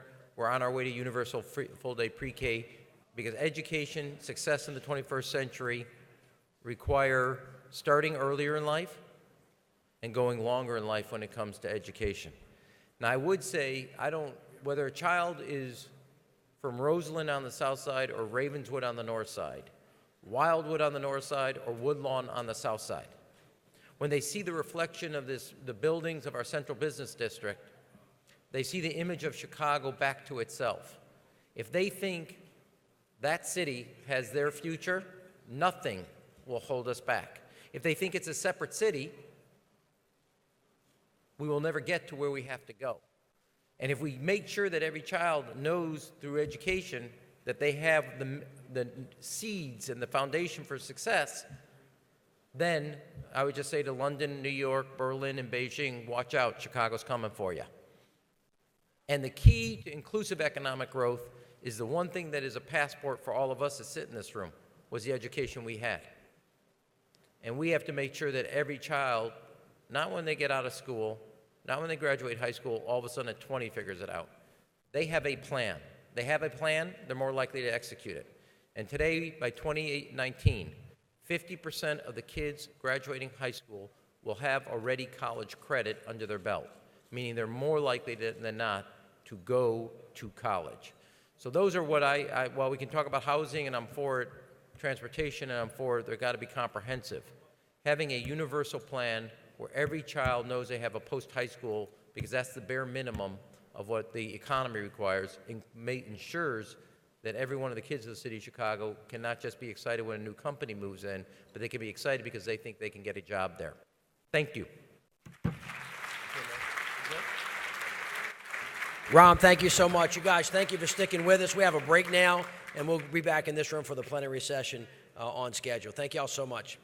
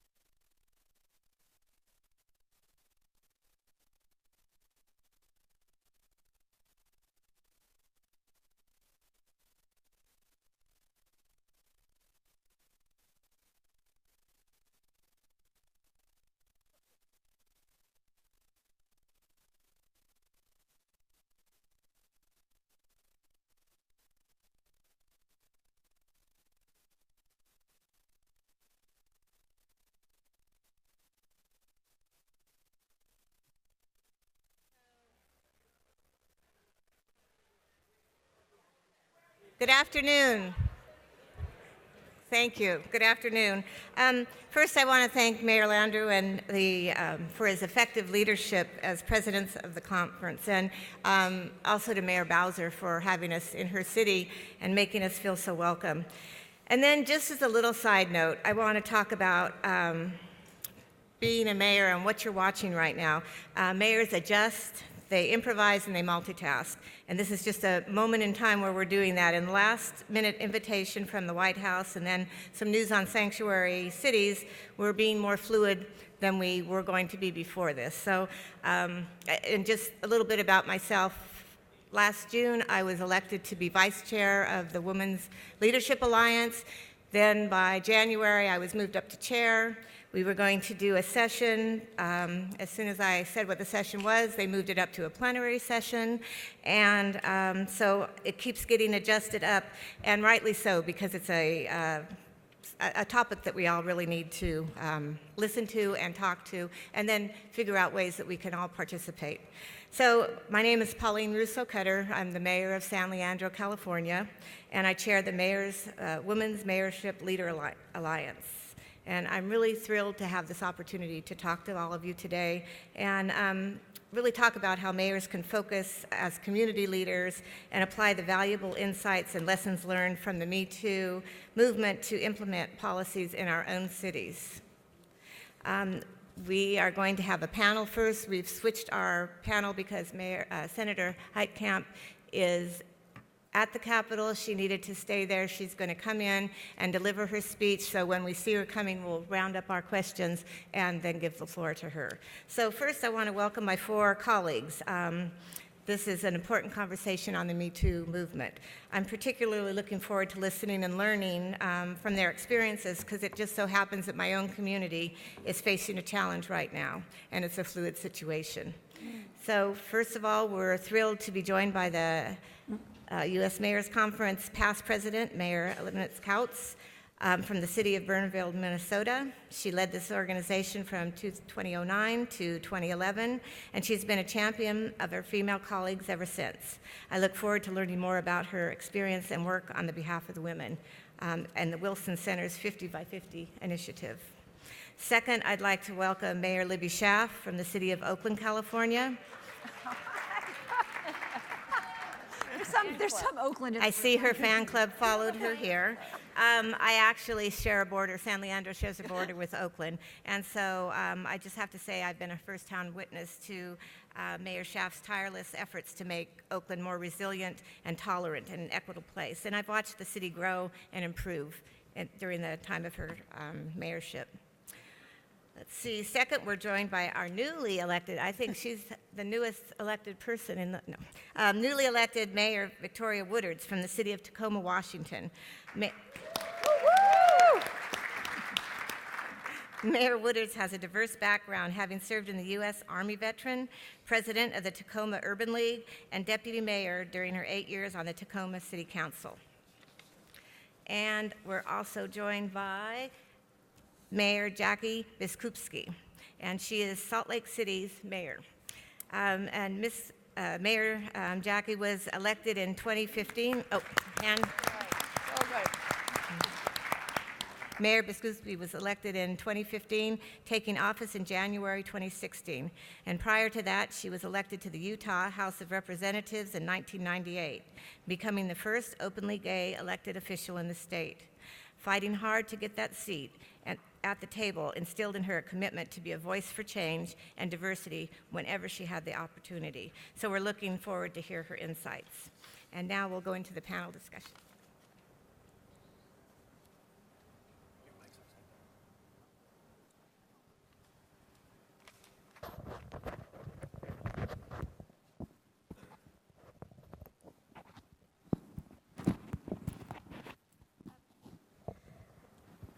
Okay, so we just have a series of questions because we're all facing this in one way or another through our cities. And so we want to learn from our fellow mayors and just see if there's anything really to take away from the panel. And I'm sure that there's going to be a lot because we have a lot of experience up here. So, Mayor Kuntz, I'll ask you the first question. Kautz. Kautz, excuse me. Yes. I have a one of my board members. So anyway, there. And is there any professional or personal experience that you've had that would, from your career, that you'd like to share that would be relevant to this discussion? Well, I think there is, because in my past life, I was one of the first women in the Catholic Church that became a professional minister without ordination. So guess who all run the Catholic Church? Yeah. We have a very patriarchal organization. So when you look at something like that, and you look at the history of churches, it was mostly run by men. And that's not to say that the patriarch isn't a good organization. But what happens is that the voice and the contributions of women and their knowledge and experience is not at the table to help serve all of humanity. And so when you talk about is there is. Also, I remember when I opened my business, after I fulfilled my work in ministry at the church, I opened a business. And they wouldn't give women a loan for their business. You had to have your husband. If you all remember this, okay, I'm old, and we need to understand the time and the history of all of this back in the 80s. But I argued and was able to get a loan to open my business without my husband co-signing for it. But these are all things that we as women and our experiences have gone through. So when you talk about women's experience and being victims, it's many areas of victimization. It's not just sexual victimization. It's about who we are as women. And now, with the Me Too movement, it has raised the voice of women so that their voices and their stories and their experiences can be shared, and others can say, yes, I too have had that experience. Thank you. Mayor Schaaf? A couple months ago, I was asked by our local weekly newspaper to write a Me Too essay. And let's just be honest, it was uncomfortable. It was a little embarrassing. But I believe that those of us who are women that hold power, because so much of the Me Too movement is not just about sexual assault, it's about abuse of power. That we have a responsibility to share our stories, even though it's uncomfortable, because we are in a place of power, we get believed. When so many women who have come before us have not had that privilege of just being believed. In my essay, I talked about 3 types of experiences that I had had ample occurrences of. One was treatment from professors, and that is a power relationship. Even when you're done taking the class, it's still a power relationship, including a very unwanted sexual, physical advance, to just inappropriate conversations that made me doubt my intellectual abilities. And I just want to remind those of you who are part of the dominant identity, as I like to say, I love white men. I'm married to one. It's okay. But know that if you are not of that identity, you often grow up questioning your worth and your accomplishments in arenas that are traditionally dominated by the white male identity. And so particularly intellectual pursuits, you know, my dad's great ambition for me growing up was that I might be an airline stewardess. Thanks, Dad.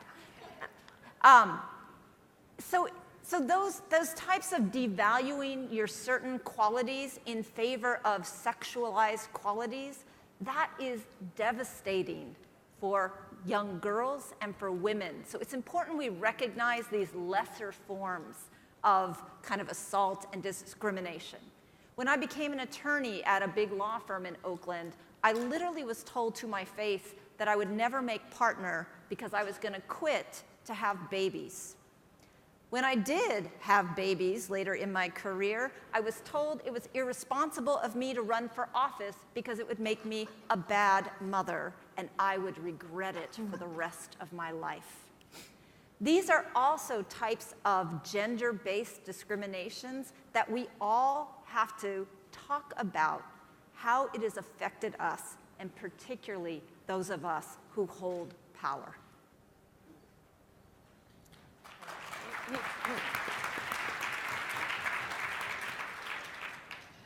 When I got the call and was first asked to be on the panel, I said, sure. And then when I read the first question that you're now asking, I thought to myself, well, what's been my experience? Because I think so often as women, we try to act like the experience doesn't happen to us.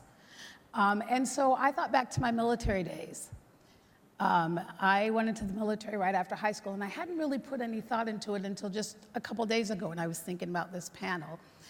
And what it made me think about and caused me to stop and take a deep breath is that so often what happens to us is part of a culture. And I was in the military some time ago, not that long ago because I'm not that old, right. But some time ago. And we didn't talk about it because it was an acceptable culture. I didn't feel victimized because I went on to be successful. But it made me think about how many places we're in where because it happens all the time, right? How many of us are always in rooms when people say inappropriate things to us, or we overhear something inappropriate said to someone else, and we laugh it off because we don't want to confront it. But it made me think about the responsibility I now have and always have had, but maybe I've not used it like I should have to speak up when I hear it and when I see it, and not just to brush it under the rug, because I think so often people think it's an acceptable behavior. And what I think the Me Too movement has done for us is given us a platform to call it out whenever we see it, no matter who says it, to say it's unacceptable to behave in that way, it's unacceptable to treat me in that way, and I won't tolerate it for me, and I won't tolerate it for another woman.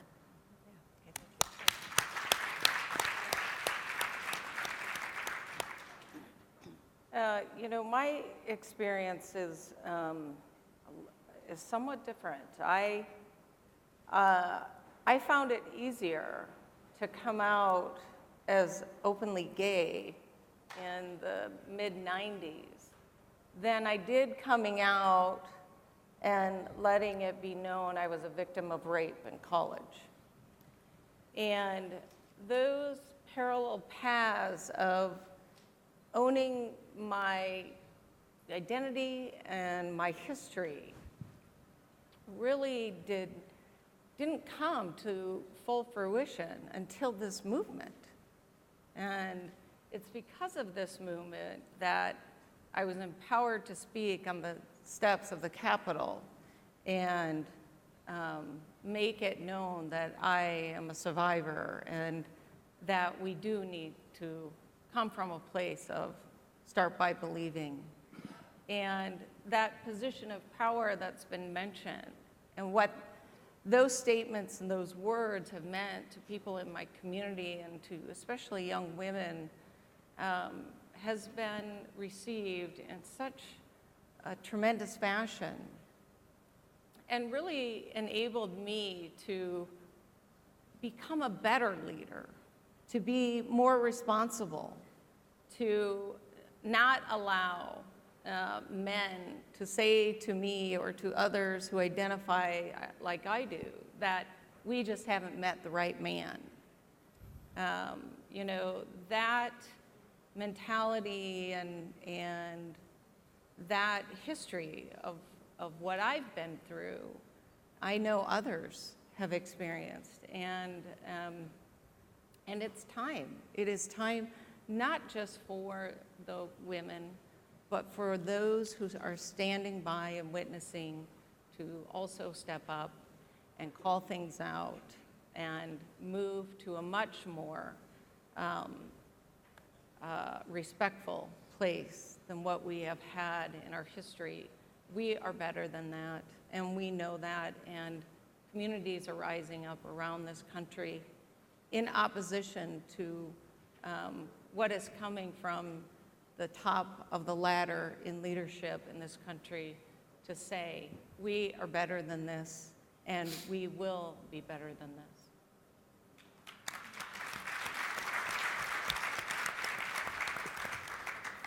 Okay, getting more towards the city, are there any tools that your city uses to learn about employee conditions and experiences in the workplace, such as maybe a climate survey or how you promote people, something like that? Well, in our organization, one of the things that we continue to do, whether it's in public safety, first responders, or within City Hall, we're always looking at the balance, but we're always making sure that we are hiring people to the standard and to the qualifications that are necessary so that we can continue to deliver excellent service to our people. But then in the community at large, I convene a CEO roundtable where we have discussions about all of these issues and the issues of women and women in leadership. Also, our Chamber of Commerce has a woman empowerment group. And so one of the things that we did was to convene women in elected office and to talk about women in leadership and what do we need to do. We all know that about only 20% throughout the country of women in leadership on the elected level or in government is only about 20%. So what do we do about that, and how can we continue to work? And there are many organizations that are helping to equip women to run for office. Many organizations who are out there like Emily's List and so forth who are saying there is a way for women and there is a path forward for women and how to get trained, get the skill sets, the emotional intelligence that is needed to do the kind of work that we do. So yes, and one of the things that we do is to get that information out. That's one of the ways that we do what we need to do to help inform women. Thank you. I'm going to take a break and introduce Senator Heitkamp is here. Oh. So it's now my pleasure to introduce U.S. Senator Heidi Heitkamp, one of 22 women currently serving in the U.S. Senate. We're really honored to be joined by the first female senator elected from North Dakota here at the U.S. Conference of Mayors. Senator Heitkamp grew up in a large family in a small town of Matador, where she learned the values of hard work, responsibility, and respect for others. These core beliefs led her to pursue a life of public service, and she and her husband, Dr. Darwood Lang, are the proud parents of 2 children, Allie and Nathan.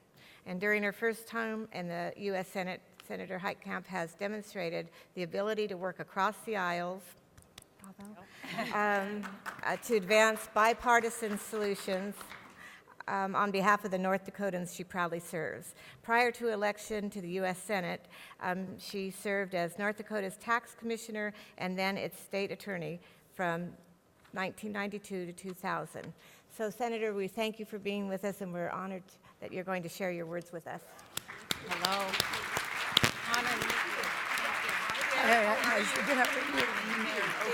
Welcome, and I'm from Minnesota. Love Minnesota. Good afternoon, and thanks for working some things around so I could still come and visit you.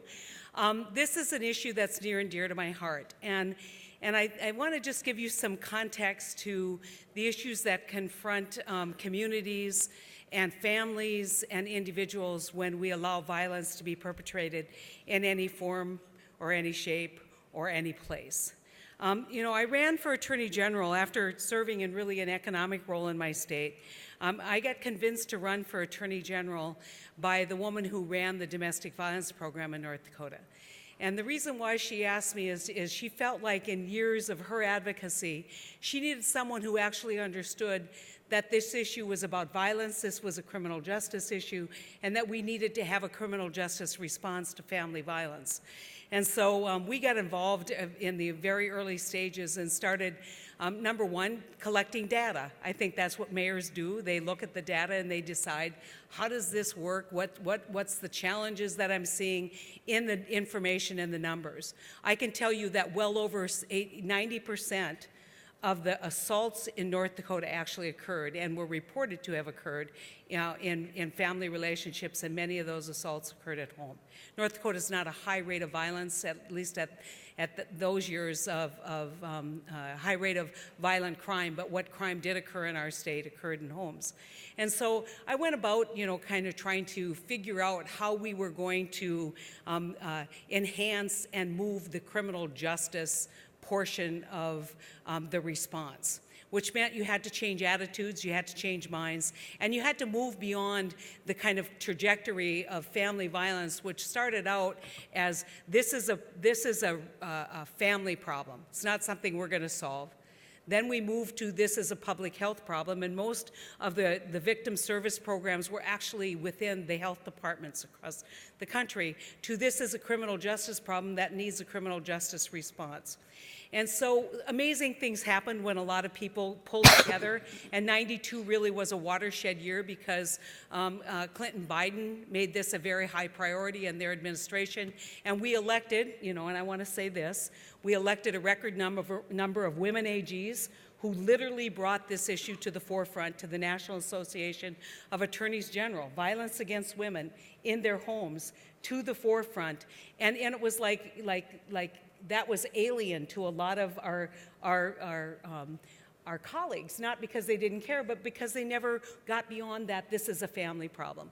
And so when you now look after the passage of the Violence Against Women Act, after the movement of the Duluth, and I don't know if the mayor of Duluth is out here anywhere, but Duluth really modeled the first domestic violence programs, which then were adopted, and I said adapted, for various communities.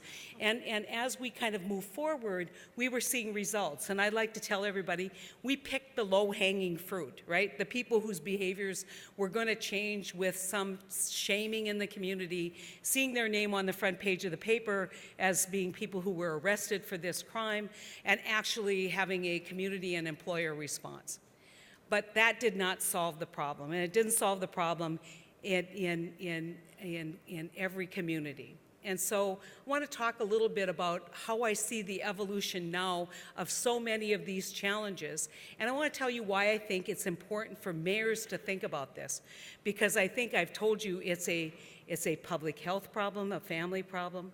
It affects people's behavior and mental health. It is a criminal justice problem, but if we really take it full circle, it's an economic problem. It's an economic problem for you because fundamentally it affects every service you provide as mayors, and it affects the quality of your workforce, the resiliency and the availability of your workforce to actually work. And one of the great challenges that we're fortunate enough in many parts of our country, is we need to grow a more resilient, vibrant, qualified workforce. We have jobs that we don't have workforce ready to work. So let's talk about how the issue of family violence dovetails with the opioid problem, dovetails with the problem of human trafficking, dovetails with overall behavior issues that you see. How many of you are strapped because you have jails that are full? Most of you probably have sheriffs that deal with your jails, right? Yeah. So, but if you talk to the sheriff would tell you, we can't keep up. And they would say it's this opioid addiction. Take a look at who's addicted. Take a look at their history.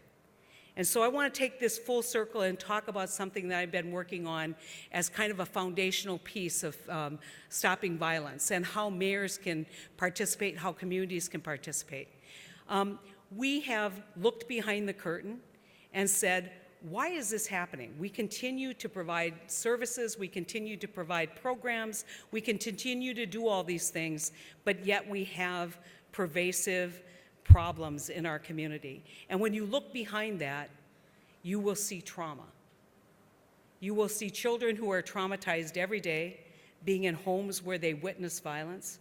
You will see children who are traumatized every day, being in homes where people have behavior and mental health issues and can't function to help take care of kids. You will see a population that not only has challenges with addiction and suicide and all of those, they have challenges with diabetes, with chronic asthma. All of these factors of trauma figure very heavily into the public health needs and the health care of your community. So how do you change this? You know, and this is going to be something that I think many times people think, well, you want to be the nanny state, or you're getting way too far out there. But I will tell you that you need to change the culture of violence in your communities. And it can't just be about violence against people of color, violence against gay, lesbian, transgender, bisexual, queer people. It can't be just about that. And it can't be just about violence against children. It can't be just about violence against women in relationships. It's got to be changing the culture of violence. And that's a big, big lift. And it takes community commitment to do that. It takes community buy-in. And I don't know, I'm having a hard time because these lights are so bright. Is Mayor Brown in the room? There he is. Stand up, Mayor Brown. He's got the right shirt on. Mayor Brown. And, you know, Mayor Tim Mahoney's also in the room, Fargo and Grand Forks. But I want to talk about, and I want you guys to see him, because I want you to seek him out. Because Grand Forks has done something we haven't seen in a lot of communities. They have taken this issue of violence, violence in relationships and sexual violence, and they have made it a community issue. And they've made a community response to changing this. And it is the most dynamic, creative program. And as I said, we've taken this Duluth model and now moved it into a community response. You know, if I can just brag for a minute, I'm sure you saw this, Mike, the Community Violence Intervention Program in Grand Forks just received a $3 million grant from the Engelstead family in Las Vegas to continue their work to promote community peace, to prevent community violence. And so when we talk about these issues, we have to quit siloing them. We have to quit talking about this or that, and we have to acknowledge that when you have 10% of your population addicted to opioids, and when you have record numbers of overdoses, and when you have behavior and mental health issues that you just can't seem to get out ahead of, you've got a problem that goes beyond treating those symptoms. You've got a problem that you need to take down to a very base level, and you need to change the culture that allows these things to go on. And it's not about being liberal or left or right, or it is about the human condition and how we are going to move forward as we begin to develop our economic opportunities. And so I will tell you, I will challenge you as mayors to look at every issue that you deal with as mayors. And probably not potholes in streets, I won't take that away from you, but if you looked at workforce and you looked at affordable housing and the lack of transitional housing and the lack of homeless shelters and what you're going to do with runaway and homeless youth and what you're going to do with people sleeping on the street and what you're going to do with addiction in your community, if you look behind that and peel the layers, what you will see is some form of trauma, usually related to violence. And who among us could watch as these young girls stood in a courtroom? You saw that? I love that judge. She gave everybody a shot. And by putting it on front row and center, what she said is one of the hardest things for communities to recognize. It happens where people don't think it's going to happen, and it happens when no one listens. No one responds. No one believes. And we've created a culture of silence around it and a culture of enabling around it. And so we need to get beyond that. We need to consider this everyone's problem. And I'll tell you a final story about the city of Minot. When I was Attorney General, I did a juvenile justice project. It was after some very high-profile juvenile pretty serious crimes that occurred in our state, and they wanted to know, this transfer rule, and they wanted to figure out what was happening with kids.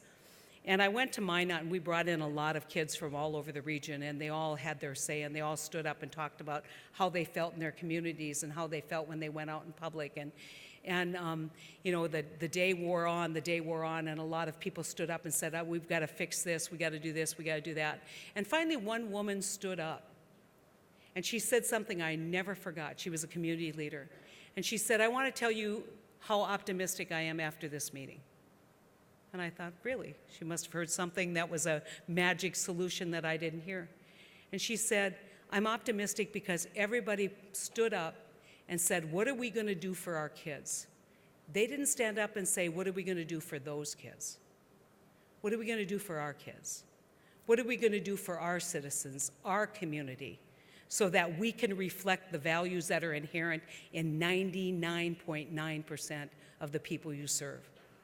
The value of peace, the value of honor and respect, the value of making sure that every person is given an opportunity to live in a violent-free community, a violent-free school, and that includes bullying, a violent-free after-school programs, a violence-free home. And so that's our challenge. Because if we can, in fact, change the culture of violence that surrounds all of these issues that I've been talking about, we will not only thrive in improving the human condition, we will thrive economically, and we will lower your costs. And so let's get to the hard work of reaching down and fixing the root cause of the problems that you see in your community, addressing them as if these are our people, our citizens, and our opportunity to reflect the values that you have in your community. Thank you so much for letting me come.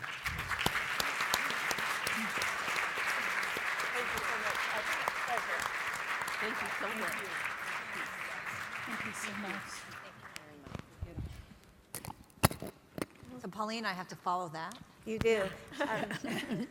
Thank you for doing that. That's really inspiring. But Well, I think it's hard to bring it down to kind of boring policies after that very inspirational framing around trauma and harm. But I will try. We are all in public service. We all come to it with great intentions. But we have to be honest that governmental institutions are seeped with institutionalized racism and sexism. And I think one of our biggest challenges, and anybody who runs a police department in this room is certainly grappling with the issue of institutionalized racism and bias in policing, where the stakes are so high. But I think one of the interesting challenges that we have in this moment is there are the obvious things that we can do around sexual harassment. We can survey our employees, we can really be on top of that mandated training. But I think the big wins are the things that are not so obvious. So in California, a new law just took effect January 1st that prohibits employers from asking for salary history in hiring. And that doesn't seem gender-based on its face or race-based on its face, but it actually is addressing one of those impacts of the institutionalized bias that we have had in our society. So I just encourage us all to look at things like that, things like asking for salary history, requiring that a contractor have many decades of experience in a particular field that dates back to a time when many groups were excluded from that profession or that field. Those are the types of opportunities that I think we have in policymaking. okay, thank you. So I'm proud to say in Tacoma, we just hired last year our first female city manager. So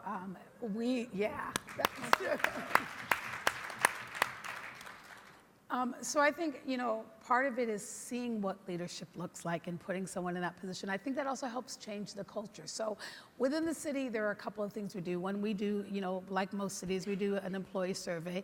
A lot of times we're so busy asking our citizens what they think of the city and the services we provide that we don't take the time to actually ask our employees what they think of the place they work and what they get from the city. Because we know that the city wouldn't run without the great employees that we have. And so we do a survey. Hired our first city manager. And then another thing that we've done, like a lot of cities across the country, but I think if we're gonna have a real conversation about equity, then you've got to embed something in your organization that speaks to that. So we created an Office of Equity and Human Rights to say the city is going to take this very serious as it relates to color, as it relates to sexual orientation, and really address all of those things. So we created an Office of Equity and Human Rights, and are using that as a tool to make sure that we are looking at, how many women do we have in management? Are we making sure that there are opportunities for everyone to move forward in this organization? It's great, and I'm excited to say we have a city manager, but we have a city manager and one other woman who runs a department in our city, and that's not enough. And so I think as we begin to continue to solicit that information from employees, then it's more than just getting the information, but it's actually using what we get to implement something and make a change. And I think if we can continue to do that, we'll have better results in the end. Very good. Well, in Salt Lake City, when I came into office, we looked at all of our HR policies and we revamped them. And we also brought into the fold new policies around personal relationships and social media. But we also created and will be implementing now, come February, our new civility in the workplace training, which is multifaceted. There is online training with testing around our specific policies in Salt Lake City government. There's also an in-person training that is led by department directors and open dialogue to have discussions around workplace civility and sexual harassment, guided by our HR, but yet really led by the leaders. The leaders have to buy in your departments in order for your message to reach the employees that you are hiring. So that was a key component for us that we are changing up. And then we have 3 individual trainings that we are creating that you can opt into, but all of these trainings are every 2 years. And in that process, you have the opportunity to get into how to report harassment, implicit bias training, and then locker room mentality. And that may seem somewhat of a kind of a bias in and of itself. But if we are really going to take on this issue and address what happens, we have to look at that mentality of what has historically been going on in our departments and what we know has led to the majority of my employees being men. 70% of my employees are men. And as we shift and we look to create a different mentality, and we have to lead. And so in my very specific team, 80% of my immediate team are women, racial minorities, or marginalized members of the community. And then from there, you look at the number of languages we are speaking. We looked at our testing and how biased our testing and our application process was within our system. Everything needs to be looked at, but you have to have directors who are willing to do these deep dives, who are willing to follow your lead and say, yes, I want a different culture in my team, and then follow through on those initiatives that you come up with, not just internally, but with the advice and support of those who are living in your community. We reached out to our refugee population and had a deep dive about why refugees were not getting through as applicants to be a member of our law enforcement team. And there was so much bias in the whole system that it worked against almost every minority in some fashion. And so great deal of thought now being put into this process and working with Post to come up with a better way for us to bring everyone into the fold for the opportunity to be a member of public safety. Thank you. And you did hit on the social media part and bullying and just how things can, expire from there. One of the questions I think a lot of mayors want to know is how you can effectively engage with your constituents and the community on the topic. How can you bring the buy-in from, the people? Yeah. Thanks to the Me Too movement and all of the different marches, I think it has amplified what we're all talking about today. And so when you say, what can we do in our community? I think through social media, and I see it on Facebook, and I see it in all of the different interaction, there is a sense and a new vibration that there is conversation and discussion around this topic because women's voices have been unleashed and they feel a sense of there is this huge support system around all of us, and it's showing up with all of the different marches. So when you ask the question, how are we doing this? It's happening organically because people and women have been wanting to speak about these issues. And now it's happening. And it's happening in coffee shops. And it's happening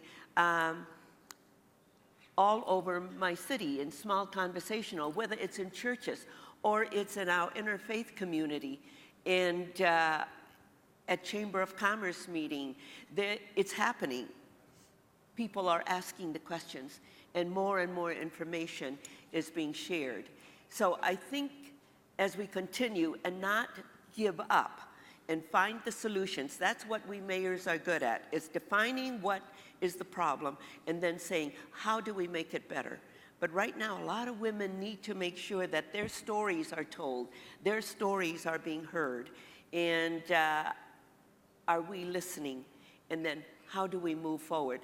And I think one of the things that I've been proud to be a part of is the Wilson Institute's initiative on a Women by 50 by 50 initiative. And this is by the year 2050, 50% of women in public office, 50% of seats in public office are held by women on all sectors and in all countries throughout the globe. It's a huge lift, but it can be done. So it's happening, and I see it happening organically. And women are not afraid anymore to speak. In Oakland, the culture of the community is hyper progressive, hyper inclusive. So I am going to answer your question actually thinking about my police department. If anybody was watching the news in 2016, you may have noticed that my police department had a bit of a sex scandal. It came forward that dozens of Bay Area police officers were engaging in sexual relations with a teenage sex worker who was the daughter of one of our police dispatchers. Okay, every mayor's nightmare. In fact, the film about it was on national PBS on Monday night. You can stream it. It's called The Force. Go to pbs.org. You can view my wonderful year in the Oakland Police Department. Year in review. On the day that I had to fire my third police chief in 9 days, for reasons that state law prohibits me from sharing with you, I walked into the press conference and said, as the mayor of Oakland, I'm here to run a police department, not a frat house. That came.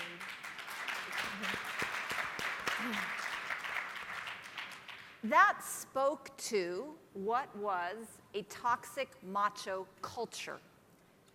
But I want to say that it is so important in healing that culture, and I appreciate the talk about trauma, that we are not going to succeed, and I didn't necessarily get a lot of applause from the police department that day, but we're not going to succeed if we vilify people. We have to walk in and say, I know you are people of good intention. You are noble people that are drawn to a profession of service. And we need you at the table to help us create a healthier culture. And so we do have a female police chief. In fact, just informally, someday I want to find out if any major city in America is as female dominated as Oakland is. We have half of our city council, every single one of our constitutional officers, the CEO of the Chamber of Commerce, my police chief. There are a lot of chicks in Oakland. But I want to recognize the formation of a culture working group within the police department. And it has representatives from every rank, which is unusual in a quasi-militaristic organization, to give equal voice to people of different rank. But I really want to recognize how important their work is, for them to take ownership of their own cultural transformation. I think that is a really important piece of shifting the conversation and allowing a community to own its own evolution. Mm-hmm. So I think I talked a little bit about it earlier. So I mean, for me, number one, we've got to set the example, right? We've got to be the ones that speak out and that are vocal about what we see. But I also think that as a city, we have an obligation to model the behavior that we want from our citizens and from our other corporate partners. I mean, from our entire community, I think we have an obligation to model that behavior. And so I think what we don't tolerate in City Hall and how we change the culture in City Hall, there goes the rest of the city. If we are the leaders we are supposed to be. I think another role that the city can play in this, at least in my city, in Tacoma, we do a lot of funding of human services programs. We do very little direct service in human services, but we fund a lot of human services programs. And one of the things that they tried to do several years ago, and that was to take the domestic violence programs and lump them in with all of the rest of the programs that we fund in our city, and have them compete with youth programs and with homeless programs and with other programs. And to me, that takes the focus off what the real need is in our community. So as a council member, I fought to make sure that we kept that separate, and now we still fund it separately. Because I think while we're fixing the problem or trying to correct the problem, we still have to recognize that there still is one. And as long as there is one, we need to make sure that there are services that we're providing to people in our community who need them. So I think those are a couple ways that we're doing it in Tacoma. But again, I think it's so important that in addition to that, and I'll add this piece too, we did a project in Tacoma called Project Peace that worked with our police department. Not necessarily applicable for this conversation, but we had community dialogues around an issue that was really important to our community. I think this Me Too movement is another way that our community could take on a community conversation and have this conversation in our entire community and learn from one another. So part of what we are doing in Salt Lake City is partnering with organizations in our community. And a prime example is our Rape Recovery Center. We do some funding for them, but we also incorporated into our ordinances mandatory testing of rape kits. They had been piling up without testing, and we funded the backlog of those tests, and we will continue to fund the ongoing need for those tests. And those types of messages internally and externally with your community sends a very strong message in a city that is predominantly very liberal and in a very conservative state. And oftentimes our state is ranked very poorly when it comes to places to live if you are a woman. There is a cultural history of women being second-class citizens, and there is work that is happening but must continue to happen, and it is this liberal mecca of my community that really drives the discussions that are so hard to have. You know, there's this constant desire of not disclosing kind of the shortcomings of our state, and but the harm that comes with that. And so now you have the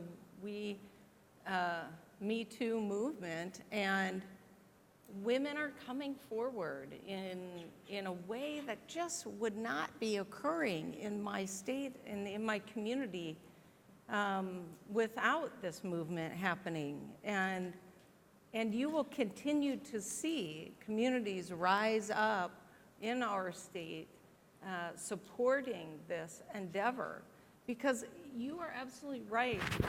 It starts with our kids, and our kids are suffering.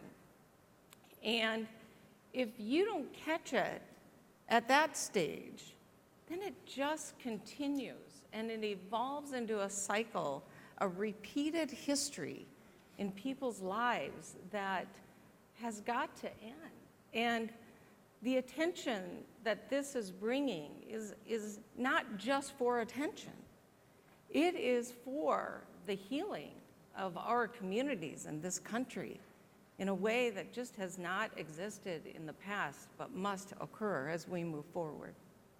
Well, thank you.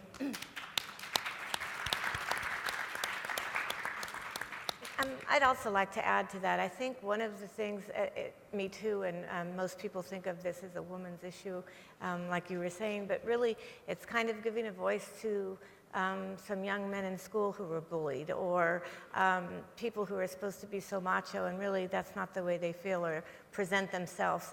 It kind of allows them to look inside and be who you really are, and it's just really important. It's really powerful when you can see somebody take that step and just, you know, be themselves and then let it go. And I think that that's really helped our communities in a lot of different ways. So especially with the kids, because San Leandro adopted the saying, Mayor Tom Tate was here, and we had the Dalai Lama and Lady Gaga, which was a great thing.